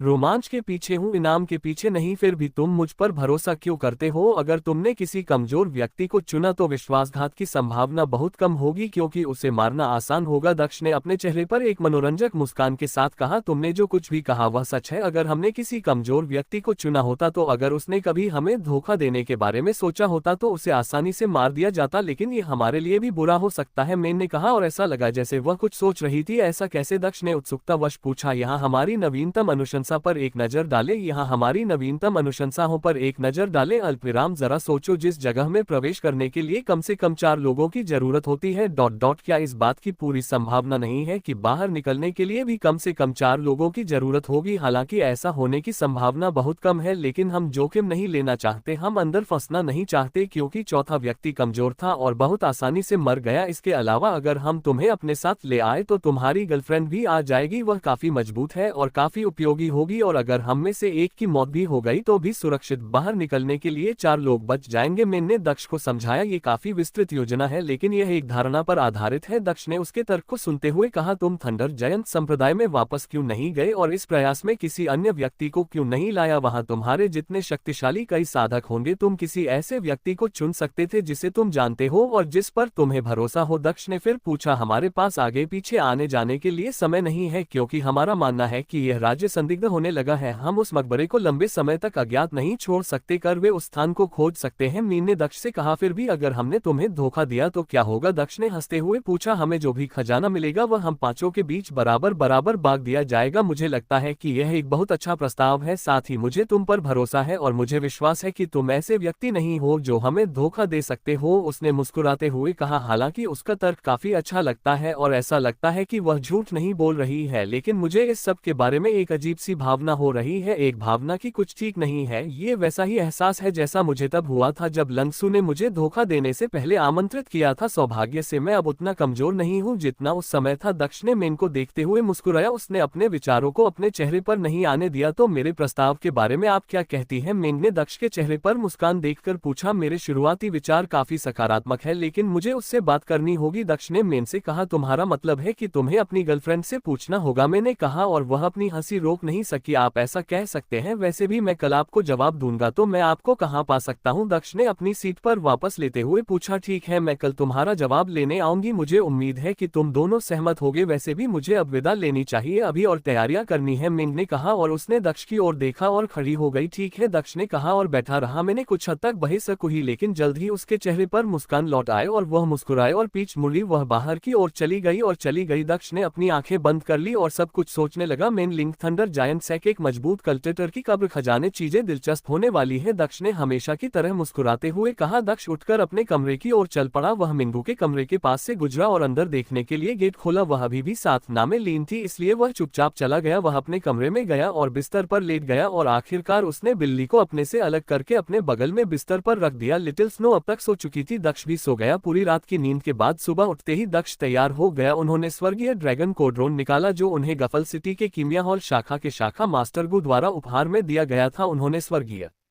ड्रैगन कल ड्रोन निकाला जो उन्हें ग्राफ सिटी के कीमिया हॉल शाखा के शाखा मास्टर गु द्वारा उपहार में दिया गया था। मैं हमेशा चीजों से भटक जाता हूं। मैंने अपनी कीमिया कौशल का अभ्यास करने की योजना बहुत पहले ही बना ली थी, लेकिन मैंने इसे शुरू भी नहीं किया है। अब और देरी नहीं। दक्ष ने कढ़ाई को देखते हुए बड़बड़ा। उसने बाजार से खरीदे गए सभी आवश्यक उपकरणों के साथ हंडा भी वहां रख दिया जो उसे कीमिया के लिए आवश्यक थे। हालांकि ऐसे कीमियागर थे जो विशेष आग बना सकते थे और उन्हें कीमिया के लिए इस्तेमाल कर सकते थे। वे बहुत दुर्लभ थे क्योंकि बहुत से लोग ऐसा नहीं कर सकते थे। कुछ ऐसे कौशल थे जो साधकों को आग बनाने में मदद करते थे, जो आमतौर पर अधिकांश शीर्ष रैंक वाले कीमियागर के लिए होता था। इसे प्राप्त करने का एक और तरीका था जो आग के नियम को समझना था, जो वास्तव में एक साधक को आग को नियंत्रित करने में मदद कर सकता था। पूरे महाद्वीप में केवल कुछ ही कीमियागर थे जिन्होंने आग के नियम को समझा था और कीमिया के तरीकों में प्रतिभाशाली थे। जो लोग शीर्ष रैंक के कीमियागर बन गए थे और आग के नियम को समझ गए थे, वे सभी कीमिया हॉल के नेतृत्व और बुजुर्गों का हिस्सा थे। दक्ष आग पर नियंत्रण नहीं कर सकता था और न ही उसने आग का नियम सीखा था, इसलिए वह केवल अपनी कीमियागिरी के अभ्यास के लिए जरूरी आग बनाने के लिए ही वस्तु खरीद सकता था। थंडर सिटी में वे चीजें खरीदना आसान था और दक्ष पहाड़ों से वापस आते समय कुछ चीजें साथ लाया था। चलो सबसे आसान से शुरू करते हैं। मैं एक प्रथम श्रेणी की गोली बनाऊंगा, लेकिन मेरे दिमाग में बहुत सारी रेसिपी है, कौन सी चुनूं? दक्ष ने सोचा जब वह ब्लडलाइन मंदिर से पहला परीक्षण पास करने के बाद पुरस्कार के रूप में प्राप्त ज्ञान के बारे में सोच रहा था। मैं स्वयं चिकित्सक की गोली बनाऊंगा। दक्ष ने मुस्कुराते हुए अपनी यादों से एक नुस्खा चुना। सिल्फ की पिल एक ऐसी गोली थी जो पूरे महाद्वीप में व्यापक रूप से उपलब्ध थी। हालांकि यह किसी बड़े घाव को ठीक नहीं कर सकती थी, लेकिन ये कटने जैसे हल्के घावों को ठीक करने के लिए पर्याप्त थी। यह एक गोली मारने वाली गोली के रूप में भी काम करती थी। दक्ष ने आग सहित सभी चीजें व्यवस्थित कर दी और उसने कढ़ाई को भी सही स्थान पर रख दिया, जिससे प्रक्रिया शुरू हो गई। दक्ष ने रेसिपी के अनुसार सामग्री मिलाना जारी रखा। उसने अपनी क्षमता के अनुसार तापमान को नियंत्रित करने की कोशिश की, क्योंकि उसने पहली बार कीमिया की कोशिश की थी। हालांकि वह जानता था कि यह कैसे करना है, फिर भी उसे तापमान को अधिक सटीक रूप से नियंत्रित करने में कठिनाई हो रही थी। दक्ष को गोली बनाने में 10 मिनट से भी कम समय लगा। उसने कढ़ाई का ढक्कन खोला और अंदर एक ग्रे की गोली पाई। दक्ष ने गोली को उठाया और ध्यान से उसका निरीक्षण किया। अल्पविराम एक मध्यम श्रेणी की प्रथम श्रेणी की गोली। दक्ष ने गोली को अपने भंडारण रिंग में रखते हुए कहा, यह सर्वोच्च ग्रेड होना चाहिए था, लेकिन मेरे नियंत्रण की कमी, मुझे इस पर काम करने की जरूरत है। दक्ष ने हल्के से कहा, क्योंकि वह एक बार फिर कोशिश करने के लिए सामग्री बाहर लाया। दक्ष ने एक बार और प्रयास किया। इससे पहले कि वह एक उच्च श्रेणी की स्व उपचार गोली बना सके तथा 3 बार और प्रयास किया इससे पहले कि वह एक सर्वोच्च श्रेणी की स्व उपचार गोली बना सके। दक्ष ने दूसरे दर्जे की गोली का नुस्खा आजमाने का फैसला किया, लेकिन इससे पहले कि वह तय कर पाता कि कौन सी गोली लेनी है, दरवाजे पर दस्तक हुई। क्या तुम वापस आ गए? दरवाजे के दूसरी तरफ से आवाज आए, हाँ मैं अभी दरवाजा खोल दूंगा, दक्ष ने जोर से कहा और उसने सब कुछ वापस अपनी स्टोरेज रिंग में रख दिया। उसने बिस्तर की ओर देखा तो पाया कि लिटिल स्नो अभी भी सो रही थी। वह दरवाजे की ओर बढ़ा और उसे खोला। लॉक चेन ने देखा कि मिंदू दरवाजे के बाहर खड़ी थी। वह उसकी आंखों में कुछ राहत देख सकता था। तुम वापस आ गए? उसने मुस्कुराते हुए कहा। क्या तुम सोच रही थी कि मैं वापस नहीं आऊंगा? दक्ष ने उसकी ओर देखते हुए पूछा। मुझे तुम्हारी वापसी पर कभी संदेह नहीं हुआ, एक पल के लिए भी नहीं, बस मैं तुम्हारे बारे में थोड़ा चिंतित था क्योंकि तुमने कहा था कि तुम 1 सप्ताह के भीतर वापस आ जाओगे, लेकिन बात उससे कहीं ज्यादा हो गई। मिंगू ने दक्ष से कहा, अंदर आ जाओ, मुझे तुमसे कुछ बात करनी है। दक्ष ने मिंगू की तरफ देखते हुए कहा। वह वापस बिस्तर पर चला गया। मिंगू उसके बेडरूम में घुसी और उसके सामने खड़ी हो गई। अल्पविराम बैठ जाओ, मैं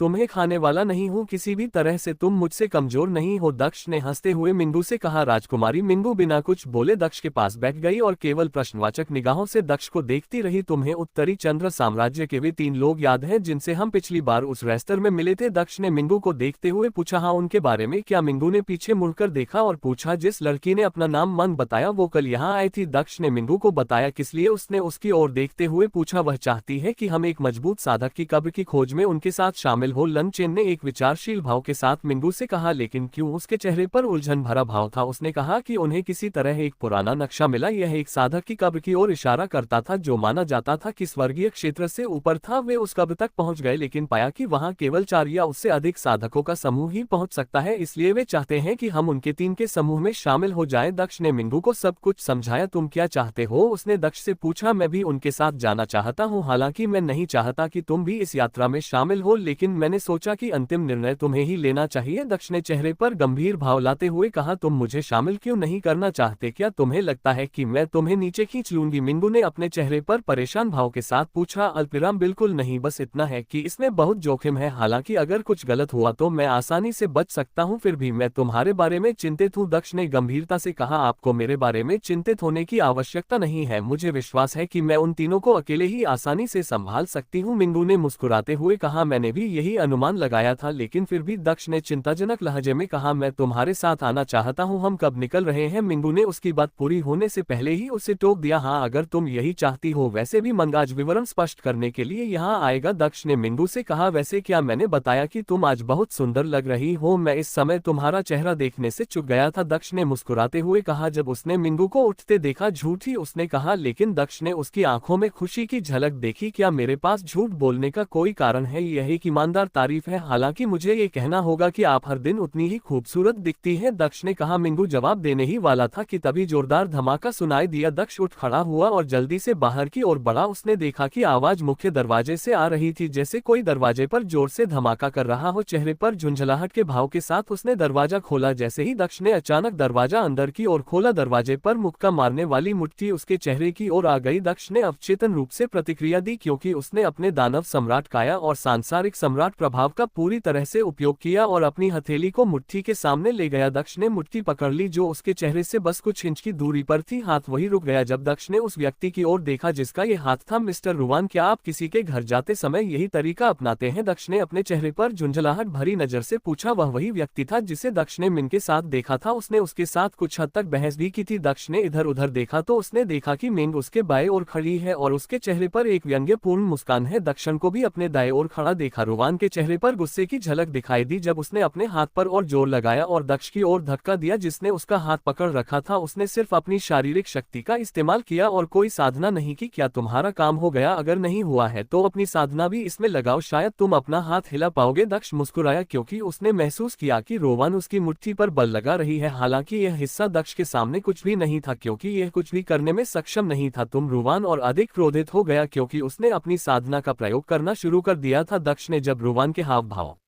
देखे तो वह मुस्कुराए बिना नहीं रह सका। वरिष्ठ भाई रुवान, हम उनसे हमारे साथ आने के लिए कहने आए हैं, उनसे लड़ने के लिए नहीं। मिंगू ने रुवान की ओर देखते हुए जोर से कहा। रुवान ने जोर लगाना बंद कर दिया और जल्द ही दक्ष ने अपना हाथ छुड़ा लिया। मैं इसके लिए माफी चाहती हूँ। बात बस इतनी सी थी कि हम बहुत देर से दरवाजा खटखटा रहे थे और कोई जवाब नहीं मिला, इसलिए सीनियर भाई रुवान थोड़ा अधीर हो गए। मैंने अपना सिर हल्के से झुकाते हुए कहा, कभी कभी अधीरता किसी व्यक्ति की जान ले सकती है, दक्ष ने रुवान से कहा और उसकी ओर मुस्कुराते हुए देखा। यही बात आती आत्मविश्वास पर भी लागू होती है। रुवान ने चेहरे पर झुंझलाहट भरी नजर से जवाब दिया, हाँ ठीक है, वैसे भी तुम तीनों यहाँ किस लिए हो? क्या मैं इनको हमारे जवाब सुनने के लिए पर्याप्त नहीं था? दक्ष ने उसके चेहरे पर एक उत्सुकता भरी नजर के साथ पूछा। मैं उन्हें अपने साथ लाया था ताकि हम बिना ज्यादा समय बर्बाद किए सीधे उस कब्र पर जा सके। मिन ने दक्ष को जवाब दिया, तुम्हें कैसे पता चला कि मैं तुम्हारे अनुरोध से सहमत हो जाऊंगा? दक्ष ने चेहरे पर दिलचस्पी भरी न से पूछा। मुझे बस एक आभास हुआ, तो जल्दी से तैयार हो जाओ, हम अब निकलेंगे। मन ने दक्ष से कहा, हम तैयार हैं, बस 1 मिनट रुको, मैं अभी वापस आता हूँ, दक्ष ने कहा और जल्दी से अपने बेडरूम की ओर चल पड़ा। उसने छोटी सी बर्फ को उठाया जो अभी भी सो रही थी और वापस आ गया। वह घर से बाहर आ गया जबकि मिंगू उसके पीछे गया और उसने दरवाजा बंद कर दिया। तो तुम अपने पाल जानवर को साथ ला रहे हो क्या? तुम्हें लगता है कि हम छुट्टी पर जा रहे हैं? रुवान ने नम्र स्वर में कहा, यह मेरे साथ आ रहा है, मैं इस छोटे लड़के को अकेला नहीं छोड़ सकता। दक्ष ने मुस्कुराते हुए कहा, खैर क्या आप लोग मुझे नक्शा दिखा सकते हैं? दक्ष ने पूछा। अल्पिराम, हाँ ठीक है, मन ने कुछ झकते हुए कहा। उसने नक्शा निकाला और दक्ष को दे दिया। दक्ष ने न को ध्यान से देखा और उसका अध्ययन करने की कोशिश की। यह वास्तव में काफी पुराना है। दक्ष ने चेहरे पर गंभीर भाव लाते हुए नक्शा वापस देते हुए कहा, क्या तुमने नहीं कहा था कि राज्य को तुम पर शक है? हम सब एक साथ चले जाएंगे, क्या इससे और अधिक ध्यान आकर्षित नहीं होगा? दक्ष ने मेन को देखते हुए पूछा। हमारी टीम में पहले से ही 4 लोग हैं और जल्द ही हम उस कब्र के अंदर होंगे। इससे पहले कि वे कुछ कर पाए हम सभी खजानों के साथ बाहर निकल जाएंगे। मिंगू ने मुस्कुराते हुए कहा, ठीक है, वैसे क्या आप लोगों के पास कोई यात्रा करने वाला जानवर है या हमें पैदल ही चलना होगा? दक्ष ने उससे पूछा। हम वहां चले गए, नहीं हम उड़ेंगे, मैंने कहा और उसके चेहरे पर एक रहस्यमय मुस्कान आ गई। उसने जोर से सीटी बजाए और जल्द ही दक्ष को अपने ऊपर हवा का एक बड़ा झोंका में महसूस हुआ। उसने ऊपर देखा और अपने सिर के ऊपर 3 उड़ते हुए जानवरों को देखा। उड़ता हुआ चंद्रचील। दक्ष ने जानवरों को पहचानते हुए बड़बड़ाया। वे तीनों जानवर आत्मा स्थापना क्षेत्र में थे। वे पृथ्वी से आए चील जैसे दिखते थे लेकिन उनका आकार बहुत बड़ा था। उनके पंखों का फैलाव ही 5 मीटर से ज्यादा था। ये हमारे निजी यात्रा पशु हैं जो हमें संप्रदाय से प्राप्त हुए हैं। ये 2 लोगों को आसानी से ले जा सकते हैं। रुवान ने चेहरे पर गर्व के भाव के साथ कहा, वे काफी अच्छे हैं। दक्ष ने कहा, लेकिन वह जरा भी प्रभावित नहीं हुआ। वे यात्रा के लिए अच्छे हैं लेकिन काफी कमजोर हैं। हमारे घर पर जो मजबूत उड़ने वाले जानवर हैं उनकी तरह कुछ भी नहीं है। मुझे लगता है कि उनका साम्राज्य वास्तव में ताकत के मामले में पीछे है। मिंग्यू ने दूसरों की परवाह किए बिना दक्ष को देखते हुए कहा। तुम? रुवान गुस्से से भड़क उठा लेकिन इससे पहले कि वह कुछ कह पाता किसी और ने भी बोल दिया, अपने साम्राज्य से कमजोर? क्या तुम वाकई गंभीर हो या सिर्फ शेख ही बार रही हो? विस्मयादिबोधक चिन्ह। तुम अपने साम्राज्य का नाम भी नहीं बता सकती? तुम हमें क्यों नहीं बताती कि इस महाद्वीप में कौन सा साम्राज्य उत्तरी चंद्र साम्राज्य से ज्यादा शक्तिशाली होने का दावा करता है? मुझे पता है कि कुछ ज्यादा शक्तिशाली साम्राज्य है लेकिन वे काफी दूर हैं। मुझे विश्वास नहीं होता कि तुम लोग वहां से आए हो, क्योंकि अगर तुम्हें शर्म नहीं आती तो तुम अपने साम्राज्य का नाम यही रखते। ने टिप्पणी की और उसने मिंग्यू को परेशान भाव से देखा। अल्पिराम, अगर मैंने तुम्हें ठेस पहुंचाए हो तो मैं माफी मांगती हूँ। मैंने सच कहा है लेकिन मेरी बातों का बुरा मत मानना, इसमें दुखी होने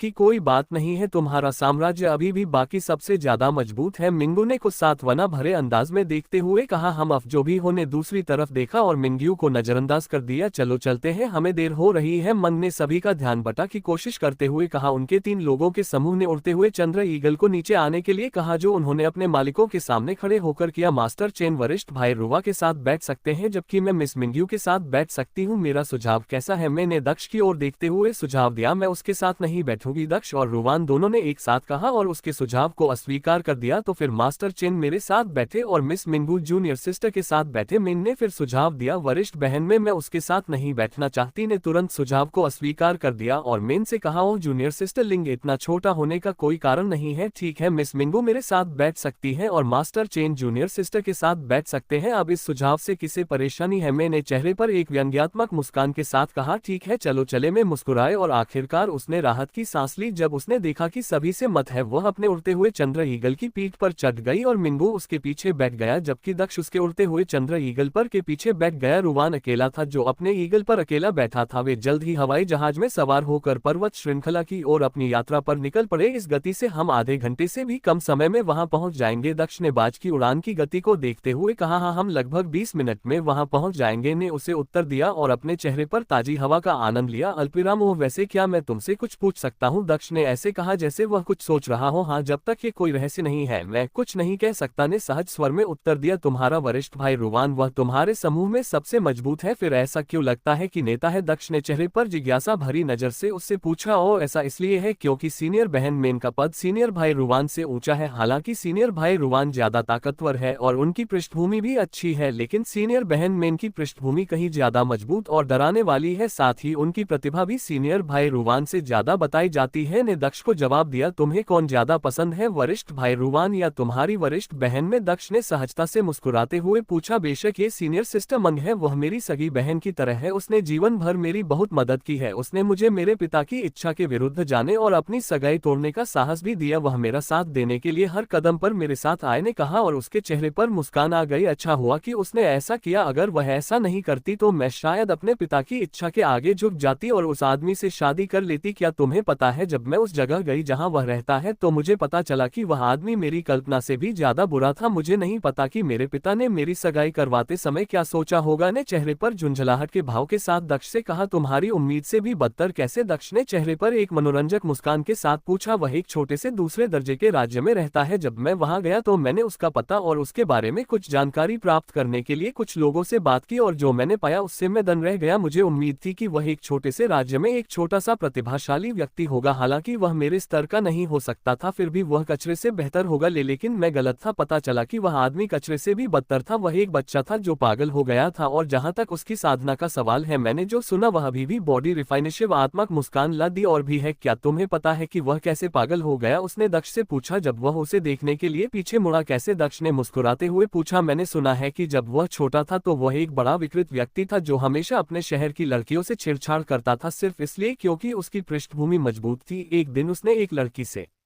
छेड़छाड़ की जो अभी अभी शहर में आई थी, उसे नहीं पता था कि वह लड़की फर्स्ट रैंक किंगडम के एक मजबूत परिवार की वारिस थी। लड़की के परिवार ने इसमें शामिल होकर उसे तब तक पीटा जब तक वह लगभग मर नहीं गया, सिर्फ इसलिए कि उसकी मां उनके सामने गिड़गिड़ा आई। उन्होंने उसे मुश्किल से सांस लेते हुए छोड़ दिया, हालांकि बाद में वह ठीक हो गया, लेकिन वह पागल हो गया, ने दक्ष को समझाया। क्या फालतू बात है, तुम्हें ये किसने बताया? दक्ष अपने चेहरे पर असंभव भाव के साथ आश्चर्य व्यक्त करने से खुद को नहीं रोक सका। अविश्वसनीय है ना, इतना दुष्ट आदमी कैसे हो सकता है? कम से कम उसे वह सजा तो मिली जिसके वह हकदार था, अब वह किसी लड़की को चोट नहीं पहुंचा सकता, मिंगू ने मुस्कुराते हुए कहा। मैं उस मामले में आपके निर्णय को समझ सकता हूं, दक्ष ने अपने भावों को पुनः प्राप्त करते हुए कहा। तो उसके बुरे काम पूरे शहर में मशहूर थे, दक्ष ने फिर पूछा। मुझे ऐसा लगता है अगर उसके परिवार सदस्य ने भी मुझे इतना बताया है तो सोचिए कि असल में वह कितना बुरा होगा, ने दक्ष को जवाब दिया। उसका परिवार का सदस्य कौन? दक्ष ने चेहरे पर उलझन भरी नजर के साथ कहा। मुझे ऐसा लगता है अगर उसके परिवार के सदस्य ने भी मुझे इतना बताया है तो सोचिए कि असल में वह कितना बुरा होगा, ने दक्ष को जवाब दिया। उसका परिवार का सदस्य कौन? दक्ष ने अपने चेहरे पर उलझन भरी नजर से कहा। उसे समझ नहीं आ रहा था कि उसके बारे में इस तरह से कौन झूठ बोल सकता है। उसका एक मिनट रुको, हम उसके बारे में क्यों बात कर रहे हैं? वह मेरे जीवन से हमेशा के लिए बाहर चला गया है, अब उसके बारे में बात करने की कोई जरूरत नहीं है, ने अचानक कहा। माफ करें, मैं सिर्फ उत्सुक था, मैं विषय बदल देता हूँ। आप तीनों में से वास्तव में यह नक्शा किसने पाया? दक्ष ने अनिच्छा से विषय बदलते हुए उससे पूछा। उसने बाद में उससे इस बारे में पूछने का फैसला किया। वरिष्ठ भाई रुवान ने ही नक्शा पाया था, उन्होंने ही नक्शा वाला पृष्ठ भी पाया था। जब वे किसी मिशन पर गए थे तब उन्हें नक्शा मिला था, उन्होंने वापस आकर मुझे और वरिष्ठ बहन मिन को नक्शे के बारे में बताया, ने दक्ष को बताया। एक पेज, उस पेज पर क्या था? दक्ष ने उसके चेहरे पर उत्सुकता भरी नजर से पूछा। वरिष्ठ भाई वान और मैं शब्दों को बिल्कुल भी नहीं समझ पाए क्योंकि सभी अक्षर बहुत प्राचीन और समझ से परे थे, लेकिन शुक्र है कि वरिष्ठ बहन मंग ने कुछ प्राचीन भाषाओं का अध्ययन किया था, इसलिए वह पत्र को समझने और पढ़ने में सक्षम थी, ने कहा जैसे कि वह एक कहानी सुना रही हो। उसने तुम्हें उस पत्र के बारे में क्या बताया? दक्ष ने बड़ी दिलचस्पी से पूछा। ठीक है, चूंकि आपको सीनियर सिस्टर मेन द्वारा कब्र और इस मिशन के बारे में बताया गया है, मुझे लगता है कि आपको बताने में कोई समस्या नहीं होनी चाहिए। उसने कहा कि यह पत्र संभवतः उस साधक के दुश्मन द्वारा लिखा गया था जिसका यह मकबरा था। वह मकबरे के मालिक से दुश्मनी रखता था और जीवन भर उसका पीछा करता रहा जब तक वह उस व्यक्ति को ढूंढता। उसे पता चलता कि वह पहले ही मर चुका था। वह उस व्यक्ति को उसकी मृत्यु के बाद भी चोट पहुंचाना चाहता था, लेकिन वह किसी की कब्र पर आक्रमण करने के लिए खुद को नीचा नहीं दिखा सकता था, इसलिए उसने यह नक्शा बनाया जो कब्र की ओर इशारा करता था, और उसने वह पत्र लिखा जिसमें उसने नक्शा बनाने का कारण और साधक और उसके खजाने के बारे में विवरण बताया। उसे उम्मीद थी कि आने वाली पीढ़ियां उसके खजाने को पाने के लिए उसके दुश्मन की कब्र पर आक्रमण करेगी, ने दक्ष से कहा, क्योंकि वह उस दृश्य की कल्पना करने की कोशिश कर रही थी जहां उस व्यक्ति ने ये पत्र लिखा था। वह ऐसी नफरत जो किसी व्यक्ति की मौत के बाद भी शांत नहीं हो सकती। दक्ष ने आंख भरते हुए कहा, ने विचार मगन भाव से कहा, उस व्यक्ति ने अवश्य ही कुछ बुरा किया होगा जिसके कारण उसे इतनी घृणा मिली। जरूरी नहीं, हम नहीं जान सकते कि उनके बीच क्या हुआ, दक्ष ने नर्म आवाज में कहा और आसमान की ओर देखा। जब दक्ष और बात कर रहे थे, मिंग और मिंगू आपस में बातचीत कर रहे थे। अल्पविराम, तुम्हारा बॉयफ्रेंड में वाकई दिलचस्पी रखता है, मैंने दक्ष की तरफ देखते हुए हंसते हुए कहा। वह जो भी करना चाहे ये उसकी मर्जी है, मैं उसके निर्णयों में हस्तक्षेप नहीं करूंगी। मिंगू ने मुस्कुराते हुए कहा, दिलचस्प है, वैसे आप लोग कैसे मिले? मैंने मुस्कुराते हुए मिंगू की ओर देखा और पूछा। मिंगू ने मुस्कुराते हुए कहा, उसने हमारी पहली मुलाकात में ही मेरी जान बचाई। वाह, तुम इतनी ताकतवर हो, फिर भी उसी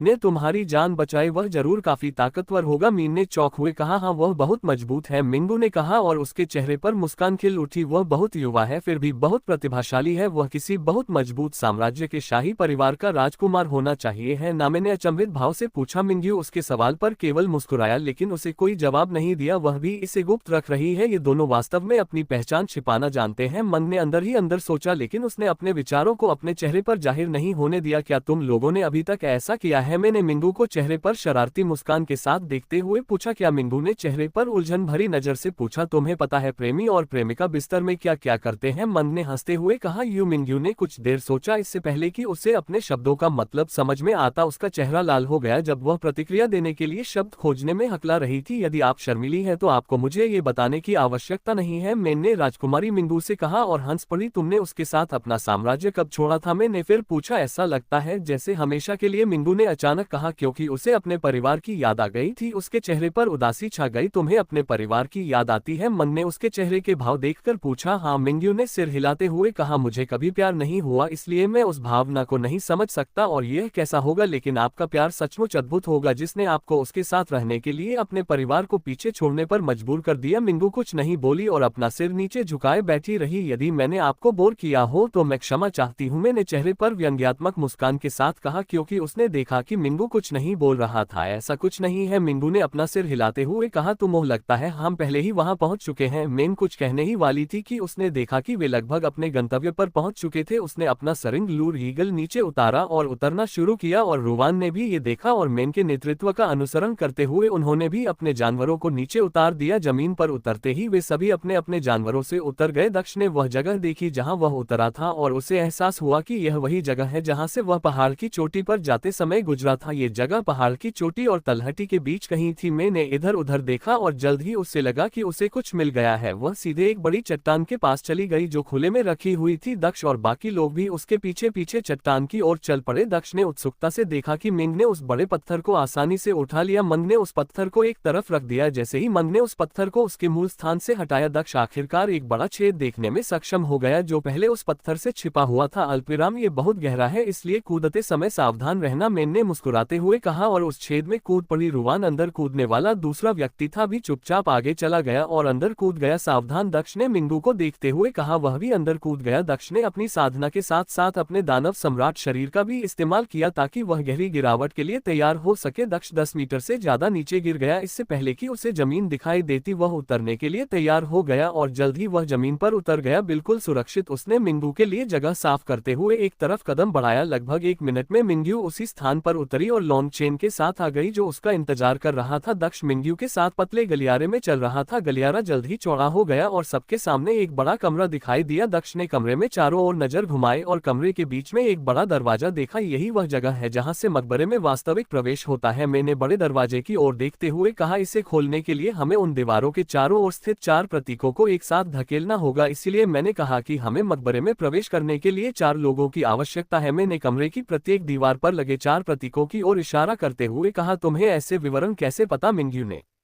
मेन को देखते हुए पूछा, ओ हमें नक्शे के साथ साथ कुछ संरचनाओं और जालों के बारे में कुछ दिशा निर्देश मिले हैं। खैर चलिए शुरू करते हैं, मैंने संक्षेप में कहा और अपने सामने की दीवार की ओर चली गई। दक्ष ने दाएं ओर की दीवार को चुनते हुए मुस्कुराया। रुवान बाएं दीवार की ओर चला गया जबकि ने आखिरी दीवार चुनी। मिंगू दक्ष के पास खड़ा था। सभी लोग 3 की गिनती में अपने सामने के प्रतीकों को छुए। मिंग ने पीछे देखते हुए जोर से कहा 1.2.3। अब मिंग ने अपने सामने प्रतीक को दबाते हुए जोर से कहा। दक्ष और रुवान सभी ने एक ही समय में ऐसा ही किया। जैसे ही उनके हाथों ने प्रतीकों को छुआ वे चमकने लगे। वे थोड़ी देर तक चमकते रहे, फिर एक भारी आवाज आई। स्थिर दरवाजा कुछ इंच पीछे खिसक गया और दाहिनी ओर खिसकने लगा। जैसे ही आप उस दरवाजे को पार करेंगे असली परीक्षा शुरू हो जाए। वहां कई अज्ञात खतरे हो सकते हैं जो संभवतः जीवन के लिए खतरा होंगे, इसलिए मैं सभी को सावधान रहने के लिए कहूंगी। आपकी और दूसरों की जिंदगी इस पर निर्भर करती है क्योंकि एक गलती हम सभी की मौत का कारण बन सकती है। मैंने सबकी तरफ देखते हुए कहा, मुझे लगता है कि हर कोई तैयार है। मैंने बड़बड़ा हुए कहा जब उसने दक्ष के चेहरे पर सहज भाव और रुवान के चेहरे पर दृढ़ निश्चय देखा। मिंगू और दोनों ही आशा देख रहे थे। चलो चले। कब्र में प्रवेश करते ही मिंग ने चेहरे पर मुस्कान ला दी। यह अच्छा है कि हमारे साथ 5 लोग हैं, अगर तुम मर भी जाओ तो हमें चिंता करने की जरूरत नहीं है। रुबन जोर से हंसा और उसने दक्ष की तरफ देखा। वह भी कब्र में घुस गया। भी जल्द ही दक्ष और मिंगू के साथ कब्र में घुस गया। यह अच्छा है कि हमारे साथ 5 लोग हैं, अगर तुम मर भी जाओ तो हमें चिंता करने की जरूरत नहीं है। रुबन जोर से हंसा और उसने दक्ष की तरफ देखा। वह भी कब्र में घुस गया। भी जल्द ही दक्ष और मिंगू के साथ कब्र में घुस गया। जैसे ही वे कमरे में दाखिल हुए दक्ष और अन्य लोगों ने अपने सामने 4 दरवाजे देखे। दरवाजों पर कुछ शब्द लिखे थे। हालांकि दक्ष उन शब्दों को पढ़ नहीं पाया, लेकिन मैंने उसके संदेह दूर कर दिए। अग्नि जल पृथ्वी वायु। मैंने अक्षर पढ़ते हुए कहा, जुन क्या वह सच कह रही है? दक्ष ने अपने विचारों में जुन से पूछा। हाँ यही तो शब्द कहते हैं, हालांकि वर्णों का क्रम अलग है। पहले दरवाजे पर जल वर्ण है, दूसरे दरवाजे पर वायु वर्ण है, तीसरे दरवाजे पर पृथ्वी वर्ण है और चौथे दरवाजे पर अग्नि वर्ण है। जुन ने दक्ष से कहा, प्रत्येक दरवाजे से कम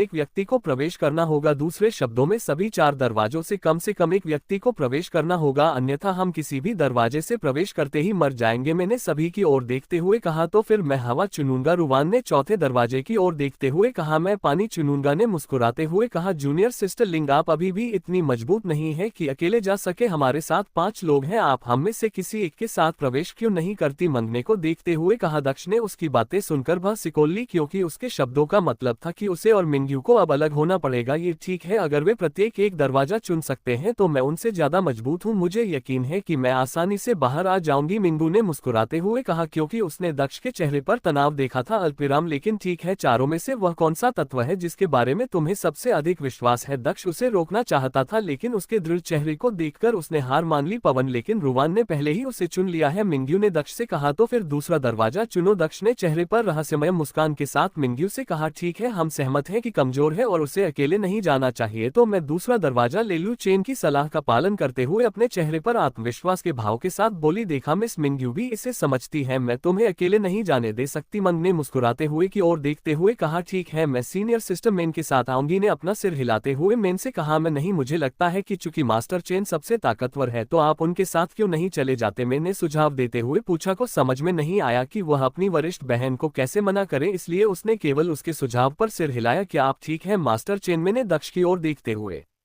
पूछा। मुझे कोई आपत्ति नहीं है। दक्ष ने कुछ क्षण सोचने के बाद कहा, तुम किस दरवाजे से प्रवेश करोगे? मैंने दक्ष से पूछा। मैं तीसरा दरवाजा चुनूंगा। पृथ्वी। दक्ष मुस्कुराया और तीसरे दरवाजे की ओर बढ़ा, उसके पीछे चला गया और उसके पीछे खड़ा हो गया। तो फिर मैं पहला वाला चुनूंगा, मैंने मुस्कुराते हुए कहा और पहले दरवाजे की ओर चली गई। सभी ने अपने अपने दरवाजे खोले और अंदर घुस गए। जैसे ही वे अंदर गए उनके पीछे दरवाजा बंद हो गया। अल्पविराम, दक्ष ने खुद को सुनसान जमीन पर खड़ा पाया। जमीन पर घास नहीं थी, सिर्फ रेत थी। उसके दोनों तरफ 2 पत्थर के दिग्गज भी खड़े थे, बस 2 कदम आगे। उन दिग्गज का शरीर 2.5 मीटर से ज्यादा लंबा और 1 मीटर से ज्यादा चौड़ा था। उनकी भुजाएं दक्ष की कमर जितनी बड़ी थी।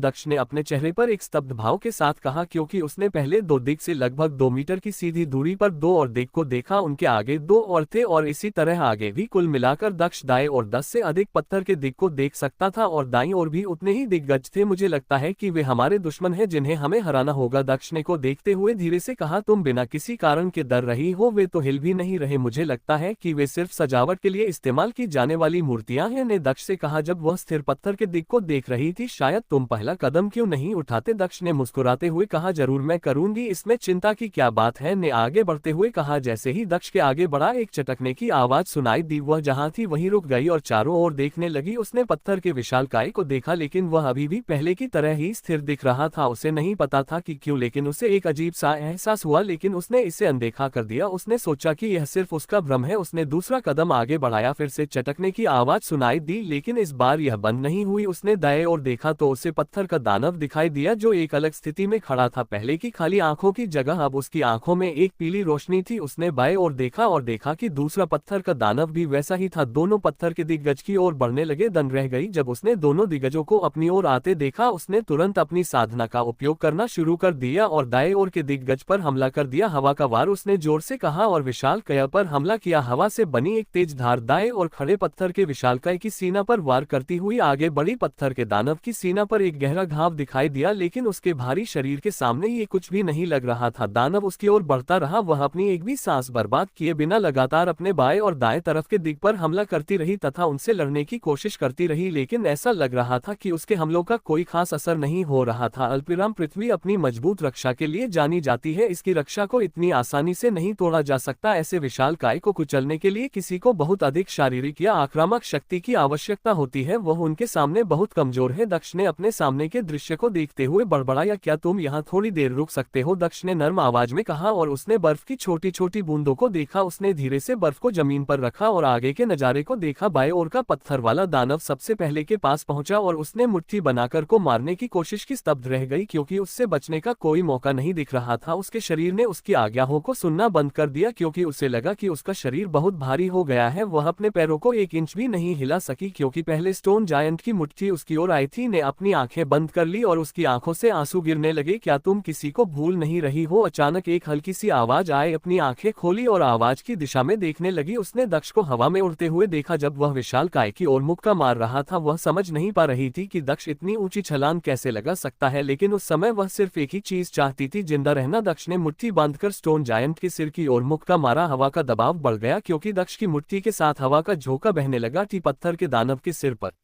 लगी और कुछ ही देर में पत्थर का दानव टुकड़ों में टूट गया और उसके टुकड़े हवा में उड़ गए। दक्ष कुचले हुए पत्थरों के बीच जमीन पर गिर गया, लेकिन वह रुका नहीं और अपनी जगह से गायब हो गया। उसकी गति इतनी थी कि उसका पीछा भी नहीं कर पाया क्योंकि वह दूसरे स्टोन जायंट के पीछे दिखाई दिया। दक्ष ने दूसरे स्टोन जायंट की गर्दन पर लात मारी और तुरंत उसकी गर्दन टूट गई तथा उसका सिर जमीन पर गिर गया, लेकिन स्टोन जायंट नहीं रुका। अपने सिर के बिना भी स्टोन जायंट ने पीछे मुड़कर दक्ष पर हमला किया, लेकिन दक्ष फिर से अपनी जगह से गायब हो गया क्योंकि उसने हमले को चकमा दिया और स्टोन जायंट की पीठ पर मुक्का मारा। स्टोन जायंट टुकड़ों में टूट गया, ठीक वैसे ही जैसे जायंट के बाद पहला था। दक्ष जमीन पर उतरा और पीछे मुड़कर लन की ओर देखने लगा। अधिकांश समय चीजें वैसी नहीं होती जैसी खती है। यही बात निर्जीव वस्तुओं, जानवरों और मनुष्यों पर भी लागू होती है। दक्ष ने मुस्कुराते हुए कहा और उसकी आंखों में आंसू भरे की ओर देखा। बस वहीं रुको छोटे दोस्त, अभी भी कुछ चीजों का ध्यान रखना है, दक्ष ने मुस्कुराते हुए कहा। जब उसने लिटिल स्नो की ओर देखा जो उसे उत्सुक आंखों से देख रही थी, दक्ष ने पीछे मुड़कर देखा और बाकी बचे स्टोन जायंट्स को देखा जो अभी भी आगे नहीं बढ़ रहे थे। वह आगे बढ़ा और जैसे ही वह स्टोन जायंट्स की दूसरी जोड़ी के सामने पहुंचा वे भी आगे बढ़ने लगे। उन्होंने उस पर हमला कर दिया। दक्ष लड़ते रहे और स्टोन जायंट्स को नष्ट करते रहे और आगे बढ़ते रहे। वे रेखा पर जितना आगे बढ़ेंगे उतने ही मजबूत होते जाएंगे, दक्ष ने बड़बड़ा हुए कहा क्योंकि उसने देखा कि जिन पत्थर के दिग का वह सामना कर रहा था वे पहले वाले से ज्यादा मजबूत थे। वह बहुत ताकतवर है, ने बड़बड़ा हुए कहा और उसकी नजर दक्ष पर टिकी रही। वह चौड़ी आंखों से दक्ष को देखने लगी क्योंकि वह एक के बाद एक पत्थर के विशालकाय को नष्ट कर रहा था। जल्द ही वह स्टोन जायंट्स की 10वीं और आखिरी जोड़ी पर था। वह बहुत ताकतवर है, ने बड़बड़ा हुए कहा और उसकी नजर दक्ष पर टिकी रही। वह चौड़ी आंखों से दक्ष को देख रही थी क्योंकि वह एक के बाद एक पत्थर के विशालकाय को नष्ट कर रहा था। जल्द ही वह स्टोन जायंट्स की 10वीं और आखिरी जोड़ी पर था। स्टोन जायंट्स की आखिरी जोड़ी पिछले वाले की तुलना में कुछ अधिक लंबी और भारी लग रही थी। बिना समय बर्बाद किए दक्ष ने पत्थर के दिग की ओर कदम बढ़ाया और उन पर हमला कर दिया। उसने पहले दाहिने पत्थर के दिग्गज पर हमला किया। पत्थर के दानव ने मुक्का मारा और उसकी मुट्ठी दक्ष की मुट्ठी से टकरा गई। इस मुक्का से दानव का पूरा हाथ टुकड़ों में टूट गया, जबकि दक्ष पीछे की ओर उड़कर जमीन पर गिर गया। उसने पुनः स्टोन जायंट पर हमला किया और कुछ प्रयास के बाद स्टोन जायंट नष्ट हो गया क्योंकि उसके टुकड़े चारों ओर उड़ गए। इसके कुछ ही मिनट बाद अंतिम पाषाण दानव भी नष्ट हो गया। आखिरकार काम खत्म हुआ। दक्ष मुस्कुराते हुए वापस चला गया। ने देखा कि दक्ष उसकी ओर आ रहा है और उसका दिल तेजी से धड़कने लगा था। थैंक्स। जैसे जैसे ही दक्ष उसके पास पहुंचा उसने दक्ष को धन्यवाद देने के लिए अपने लाल लिप्स खोले, लेकिन उसका चेहरा खराब हो गया क्योंकि उसने देखा कि दक्ष उसके सामने नहीं रुका। इसके बजाय दक्ष उसके पास से गुजरा और चलता रहा। तुम्हें इंतजार करवाने के लिए माफ करना, दक्ष ने मुस्कुराते हुए कहा और लिटिल स्नो के सामने रुक गया। उसने उसे उठाया और मोड़ा। चलो चले, दक्ष ने आखिरकार की ओर देखते हुए कहा। हम ठीक है, ने अपने चेहरे पर खटास भरी नजर के साथ कहा। दक्ष ने अचानक कुछ अजीब महसूस किया। जब उसने चारों ओर देखा, दक्ष ने देखा कि नष्ट किए गए स्टोन जायंट्स के टुकड़े हिलने लगे थे। सभी पत्थर के टुकड़े हवा में तैरने लगे और वे स्टोन जायंट्स के 10वें जोड़े की ओर बढ़ गए जिन्हें दक्ष ने कुछ क्षण पहले नष्ट कर दिया था। दक्ष और दंग रह गए जब उन्होंने देखा कि पत्थर के टुकड़े आपस में मिलकर एक विशाल कई पत्थर का रूप ले रहे हैं, लेकिन इस बार विशाल का पत्थर पिछली बार की तुलना में 10 गुना बड़ा था। इसकी ऊंचाई 20 मीटर से अधिक थी। स्टोन जायंट की सीना के चारों ओर एक पत्थर का कवच भी था। स्टोन जायंट के हाथ में एक पत्थर का हथौड़ा भी था। अल्पविराम, यार क्या तुम मुझे थोड़ा आराम दे सकते हो? दक्ष ने अपने चेहरे पर थकावट भरी नजर के साथ कहा। जब उसने 20 मीटर लंबे स्टोन जायंट को देखा, मुझे दोबारा ऐसा करने के लिए खेद है, लेकिन क्या आप कुछ और देर तक इंतजार कर सकते हैं? दक्ष ने अपने चेहरे पर एक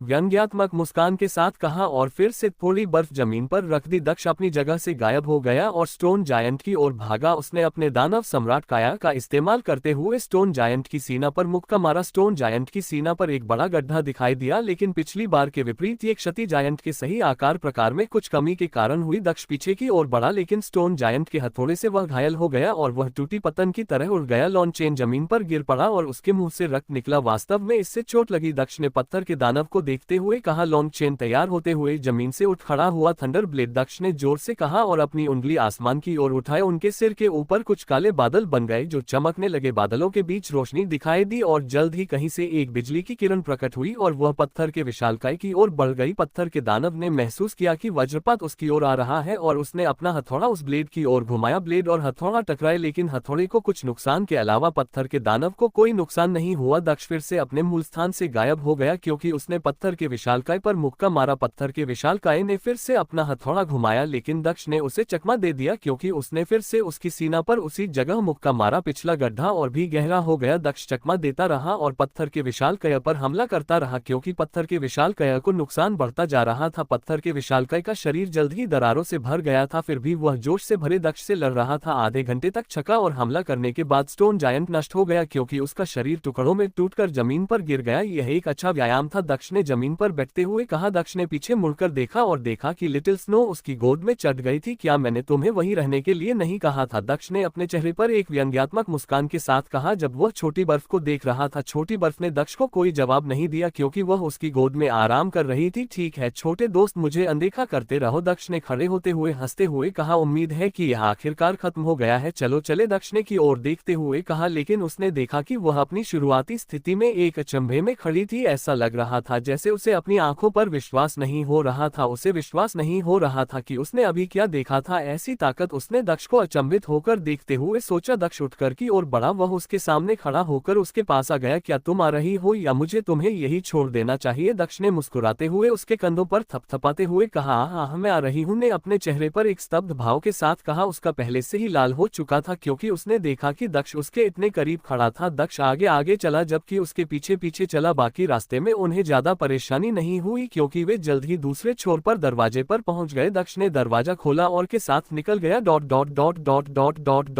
dot dot dot dot dot dot dot. दूसरी ओर मिंग्यू, मंग और रुवान अपनी अपनी परीक्षाओं से गुजर रहे थे। मिंगू भी सुनसान जमीन पर चल रही थी। रेत के तूफान बार बार आ रहे थे और वे लगातार मजबूत होते जा रहे थे, लेकिन मिंगू आसानी से उनसे गुजर गई। अपनी यात्रा के बीच में मिंगू ने देखा कि रेत के तूफान न केवल तेज हो रहे थे बल्कि अब उसके लिए एक और खतरा भी था। रेत के तूफानों में कई तरह के मधुमक्खी जैसे जीव जीव थे जो विशाल रेत के तूफानों के अंदर उड़ रहे थे। रेत के तूफानों की वजह से मिंगू की दृश्यता कम हो गई और उन जीवों ने उस पर हमला कर दिया। दूसरी ओर रुवान अपनी किस्मत को कोस रहा था क्योंकि वह एक बड़े समुद्र में तैर रहा था। समुद्री राक्षस उस पर हमला करते रहे, हालांकि उसने उन्हें आसानी से मार डाला। सबसे ज्यादा परेशानी उसे तैराकी से हो रही थी, वह थक गया था और इस दरवाजे को चुनने के लिए कोस रहा था। दूसरी ओर मेन गर्मी और आग से भरी जगह से गुजर रही थी, हालांकि वह तैयार थी क्योंकि उसके पास आग के खिलाफ अपने प्रतिरोध को बढ़ाने के लिए एक कलाकृति थी। जो चीज उसे परेशान कर रही थी वह था वह प्राणी जो उस पर लगातार हमला कर रहा था। वे आग से बने हुए लग रहे थे, लेकिन उसकी कलाकृतियों ने उसे हमलों का विरोध करने में बहुत मदद की क्योंकि वह जलते हुए क्षेत्र से गुजर रही थी। Dot dot dot dot dot dot dot dot dot dot dot dot dot dot dot dot dot. Daksh जैसे ही कमरे में दाखिल हुआ वह दरवाजे से अंदर चला गया, भी उसके पीछे से दरवाजा पार कर गया। दक्ष ने कमरे में इधर उधर देखा और पाया कि उसके आगे एक लंबा गलियारा था। उसके पीछे 4 दरवाजे थे, जिनमें से एक वह दरवाजा था जिससे दक्ष गुजरा था। क्या बाकी लोग अभी तक नहीं आए? ने कमरे में चारों ओर देखा और कहा मुझे ऐसा लगता है। दक्ष ने दरवाजे की ओर देखते हुए कहा वे काफी धीमे हैं, क्या तुम आगे जाना चाहती हो? ने दक्ष की ओर देखते हुए पूछा। नहीं, मैं यू का इंतजार करूंगा, दक्ष ने सीधे अंदाज में कहा और एक कोने में जाकर बैठ गया। उसकी पीठ दीवारों से टिकी हुई थी और वह दरवाजों की तरफ देख रहा था। उन्हें नीचे देखते हुए चेहरे पर उदासी भरी मुस्कान बिखेरी। वह भी दक्ष की ओर चली गई और उसके पास बैठ गई। समय धीरे धीरे बीतता गया और दक्ष अन्य लोगों के दरवाजे से अंदर आने का इंतजार करने लगा। अल्पविराम आधा घंटा बीतने के बाद पहला दरवाजा खुला। दक्ष ने दरवाजे की ओर देखा और मेन को दरवाजे से बाहर निकलते देखा। उसके कपड़े कुछ जगहों पर जले हुए लग रहे थे, जिसमें उसके कंधे, उसकी जांघें और उसकी गर्दन और सीना के बीच का हिस्सा शामिल था। इससे दक्ष को उसकी दूधिया गोरी त्वचा का पता चल गया। उसके कपड़े जल गए हैं लेकिन उसकी त्वचा नहीं। उसके पास आग से अपने शरीर की रक्षा के लिए कुछ तो होगा। दक्ष ने मेन की ओर देखते हुए सोचा। वरिष्ठ बहन में उत्साह से उठ खड़ी हुई और मेन की ओर दौड़ी। क्या तुम ठीक हो? उसने मेन की ओर देखते हुए चिंता से पूछा। मैं ठीक हूँ जूनियर सिस्टर लिंग, आप क्या कहती हैं? ने पूछा। मैं भी ठीक हूँ मास्टर चेन ने मेरी रक्षा की, ने मुस्कुराते हुए कहा और उसने दक्ष की ओर देखा। हो तो फिर मुझे मास्टर चेन को धन्यवाद देना चाहिए, मेन ने हंसते हुए कहा और दक्ष को देखा। जैसा कि उम्मीद थी, आप बाहर निकलने वाले पहले व्यक्ति हैं, मेन ने मुस्कुराते हुए कहा और वह दक्ष की ओर चली गई। मुझे उम्मीद थी कि तुम पहले पार कर जाओगे, काफी निराशाजनक है, दक्ष ने मुस्कुराते हुए कहा। अरे मैं अभी भी तुम्हारी गर्लफ्रेंड से तेज हूँ, मीन हल्के से हंसी और उसने दक्ष को आंख मारी। जैसे ही दक्ष ने कुछ कहने के लिए अपना मुंह खोला, दूसरा दरवाजा भी खुल गया। दक्ष ने मिंगू को दरवाजे से बाहर निकलते देखा तो मुस्कुराए। उसने अपने कपड़े झाड़े जो रेत से सने हुए थे। कुछ मदद चाहिए? दक्ष ने मिंगू से कहा। नहीं धन्यवाद, मिंगू ने मुस्कुराते हुए और वह दक्ष की ओर चली गई। अगला केवल रुवान है। उसकी साधना को देखते हुए मैंने कभी नहीं सोचा था कि वह अंतिम स्थान पर होगा, दक्ष ने मेन की ओर देखते हुए मुस्कुराते हुए कहा। वरिष्ठ भाई रुवान जल्द ही यहाँ आएंगे, ने अपने चेहरे पर आत्मविश्वास भरा भाव दिखाया। अगर तुम ऐसा कहती हो, दक्ष ने लापरवाही से कहा और फिर अपना ध्यान मिंगू की ओर मोड़ा। अंदर तुम्हें क्या सामना करना पड़ा? दक्ष ने चेहरे पर जिज्ञासा भरी नजर से मिंगू से पूछा। मिंगू ने बड़ी दिलचस्पी से घटनाओं का वर्णन करना शुरू किया। रुवान का इंतजार करते हुए 4 घंटे बीत गए लेकिन चौथा दरवाजा नहीं खुला। क्या वह मर गया है? दक्ष ने अपने चेहरे पर एक जिज्ञासु भाव के साथ कहा, क्योंकि उसने देखा कि इतने लंबे समय के बाद भी रुवान बाहर नहीं आए हैं। लेकिन जैसे ही उसने ये कहा, चौथा दरवाजा खुल गया। रुवान पूरी तरह भीगे हुए कपड़ों के साथ भारी सांस लेते हुए चौथे दरवाजे से गुजरा। दरवाजा पार करते ही वह घुटनों के बल गिर पड़ा। दक्ष ने जब रुवान की हालत देखी तो वह हंसने से खुद को रोक नहीं सका। रुवान पूरी तरह भीगे हुए कपड़ों के साथ भारी सांस लेते हुए चौथे दरवाजे से गुजरा। दरवाजा पार करते ही वह घुटनों के बल गिर पड़ा। दक्ष ने जब रुवान की हालत देखी तो वह हंसने से खुद को रोक नहीं सका। तुम किस बात पर हंस रहे हो? रुवान ने जोर से कहा। जब उसने दक्ष को हंसते हुए देखा। कुछ नहीं, मैं तो बस ये जानना चाहता था कि क्या तुम यहाँ इस मकबरे को देखने आए हो या नहाने आए हो? दक्ष ने हंसते हुए रुवान को चिल्लाया। वरिष्ठ भाई रुवान, आपको क्या हुआ? आपके कपड़े गीले क्यों हैं? मैंने रुवान की ओर देखते हुए पूछा। मुझे समुद्र में फेंक दिया गया था और मुझे बाहर निकलने के लिए पूरा रास्ता तैरना पड़ा, रुवान ने मेन की ओर देखते हुए कहा। इससे पता चलता है कि तुम देर से क्यों आए हो, तुम बहुत थका हुआ रहे होगे, आराम करो, मीन ने चिंतित स्वर में रुवान से कहा। हाँ, हमने तुम्हारे लिए पहले ही 5 घंटे बर्बाद कर दिए हैं, अब कुछ और घंटों का कोई मतलब नहीं है, दक्ष ने हंसते हुए कहा और रुवान की ओर देखा। अपना काम करो, रुवान ने कहा और दीवार के सहारे अपनी पीठ टिका कर आराम करने लगा। दक्ष ने मुस्कुराते हुए अपनी चिल्लाना बंद कर दिया। उसने अपनी आंखें बंद कर ली और रुवान को आराम करने का समय दिया। मैं तैयार हूँ, रुवान ने 2 घंटे तक ध्यान किया और फिर वह खड़ा हुआ और दृढ़ स्वर में बोला, आखिरकार मुझे लगने लगा था कि मुझे तुम्हें पीछे छोड़ देना चाहिए। दक्ष मुस्कुराते मुस्कुराते हुए खड़ा हुआ। अल्पविराम मीन भी खड़ी हो गई और गलियारे से होते हुए आगे बढ़ी। गलियारा खत्म होने से पहले वे कब्र में और अंदर चले गए। वे एक कमरे में खड़े थे जो 15 मीटर चौड़ा और 40 मीटर लंबा था। रूवान और की आंखें चमकने लगी जब उन्होंने कमरे में चारों ओर देखा। मंग और मिंग्यू भी प्रभावित दिखे। दूसरी ओर दक्ष के चेहरे पर एक अजीब सा भाव था, वह उलझन में दिख रहा था। कमरे के दोनों ओर कांच की दीवार के पीछे कई तरह के खजाने रखे हुए थे। सभी खजाने तेज रोशनी से चमक रहे थे। इस कमरे में तलवारें, घाले, ब्लेड, चाकू, कवच और कई अन्य खजाने थे। अद्भुत, इतने सारे खजाने! वे सभी पृथ्वी ग्रेड कलाकृतियां होनी चाहिए। हमारे संप्रदाय में भी इतने सारे पृथ्वी ग्रेड खजाने को ढूंढना असंभव होगा। खजाने को देखते हुए ने अपने चेहरे पर उत्साह के भाव के साथ कहा, हमारे पास जो जानकारी थी वह सही थी। यह व्यक्ति संभवतः स्वर्गीय क्षेत्र से भी ऊंचे क्षेत्र में था। उसके व्यक्तिगत संग्रह में बहुत सारी मजबूत कलाकृतियां थी। रूवान ने मेन को देखते हुए कहा, मास्टर चेन, आपके चेहरे पर वह उलझन भरी नजर क्यों है? मैंने दक्ष से पूछा क्योंकि उसने उसके अजीब भाव को देखा था। ओ, ये कुछ भी नहीं है, मैं तो बस कलाकृतियों का इतना प्रभावशाली संग्रह देख दंग रह गया था। दक्ष ने होश में आते ही मुस्कुरा कर कहा, इस कमरे में लगभग 20 कलाकृतियां हैं, क्यों ना हम में से प्रत्येक 4 चुने? मैंने सभी की ओर देखते हुए सुझाव दिया, मैं सहमत हूँ। चुनकी हम ही है जिन्होंने तुम दोनों को इस मकबरे के बारे में बताया और तुम्हें हमारे साथ आने की अनुमति दी, इसलिए हम पहले चुनेंगे। रूवान ने मुस्कुराते हुए दक्ष की ओर देखा, मुझे कोई आपत्ति नहीं है, आप तीनों पहले जा सकते हैं। दक्ष ने एक सहज मुस्कान के साथ उत्तर दिया। मिंगू ने भी अपना सिर हिलाया। चूंकि मास्टर चेन सहमत हो गए हैं, वरिष्ठ भाई रूवान, आप पहले जा सकते हैं। मीन ने रूवान से कहा, ठीक है। रूवान ने एक चमकदार मुस्कान के साथ कहा और कमरे में रखी एक कलाकृति की ओर चला गया। ये लाल कवच था जिसे रूवान ने सबसे पहले चुनने का फैसला किया। उसने कवच की रक्षा करने वाले कांच पर मुक्का मारा और मुट्ठी बांध ली। कांच रूवान की अपेक्षा के विपरीत आसानी से टुकड़ों में बिखर गया। उसे उम्मीद थी कि कांच मजबूत होगा क्योंकि इसका इस्तेमाल कवच की रक्षा के लिए किया गया था, लेकिन वास्तविकता काफी अलग थी। रूवान ने जल्दी से कवच उठाया और उसे अपने स्टोरेज रिंग में रख दिया। वह अपने चेहरे पर एक बड़ी मुस्कान के साथ अपनी पसंद के अगले खजाने की ओर चला गया। यह एक चांदी की चौड़ी तलवार थी जो उसे पसंद आई। उसने तलवार को भी अपने स्टोरेज रिंग में रख दिया। उसने तीसरा खजाना उठाया जो एक लाल चोगा था। हालांकि उसे नहीं पता था कि इसका क्या उपयोग है, लेकिन उसे लगा कि यह कुछ खास है। वापस जाने से पहले उसने चौथा खजाना उठाया। मेरा काम हो गया जूनियर सिस्टर मैन, अब आपको जाना चाहिए। रूवान ने मेन की ओर देखते हुए कहा। मेन बिना समय बर्बाद किए खजाने की ओर बढ़ गई। यह एक नीला कंगन था जो एक शक्तिशाली आभा उत्सर्जित करता था। मेन ने कंगन की सुरक्षा करने वाले कांच को तोड़ दिया और कंगन को बाहर निकाल लिया। उसने कंगन को अपने हाथ में थामे हुए उसे आश्चर्य से देखा। चेहरे पर मुस्कान के साथ उसने कंगन को अपनी स्टोरेज रिंग में रख लिया। इसके बाद वह हल्के नीले रंग की बालियों की एक जोड़ी की ओर बढ़ी। उसने उन्हें अपनी स्टोरेज रिंग में रख लिया। मिंगू के चेहरे पर निराशा के भाव थे जब उसने देखा कि मिंग ने उन यो को उठाया है। अपनी स्टोरेज रिंग में बालियां रखने के बाद मेन दूसरी कलाकृति के पास गई। यह एक तेज ब्लेड था जो देखने में ऐसा लग रहा था जैसे ये सबसे बड़े पहाड़ों और सबसे गहरे समुद्र को भी काट सकता है। चौथी चीज जो उसने चुनी वह एक सोने का सिक्का था। वह समझ नहीं पाई कि यह क्या है, लेकिन सिक्के ने उसे सबसे ज्यादा आकर्षित किया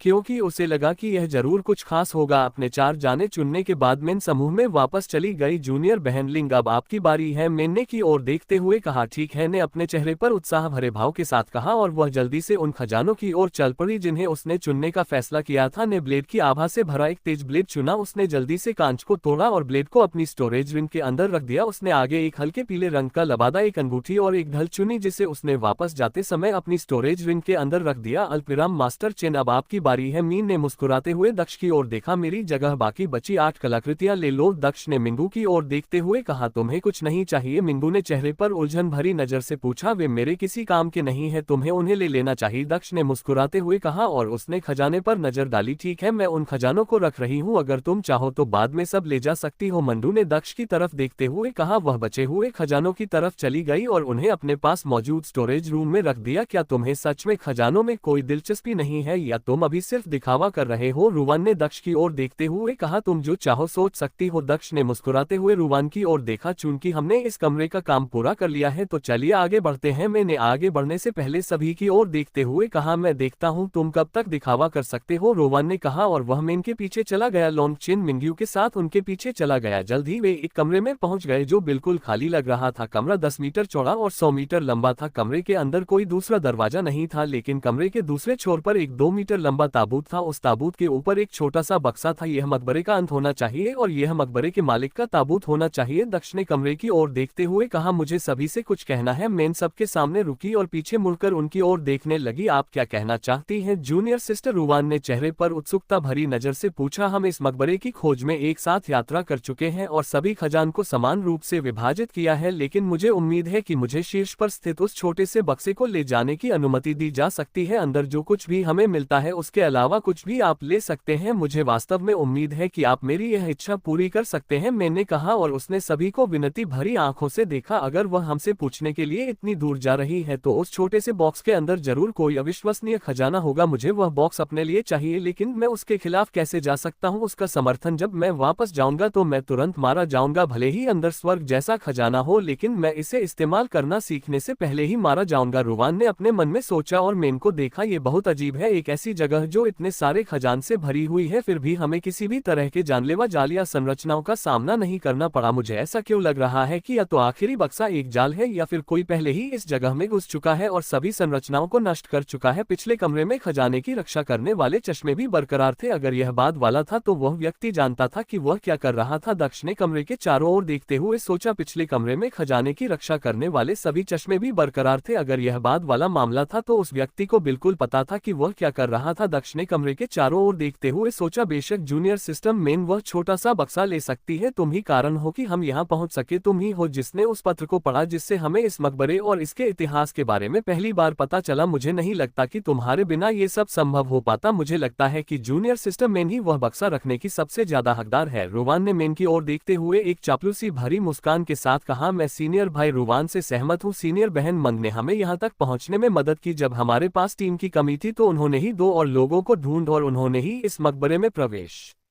करने का रास्ता ढूंढा। आपको वो बक्सा ले लेना चाहिए, ने मुस्कुराते हुए कहा। आप क्या कहते हैं मास्टर चेन, आप भी सहमत हैं? नामेंग ने दक्ष की ओर देखते हुए विनती भरी निगाह से पूछा। मैं पूरी तरह से सहमत नहीं हूँ, क्योंकि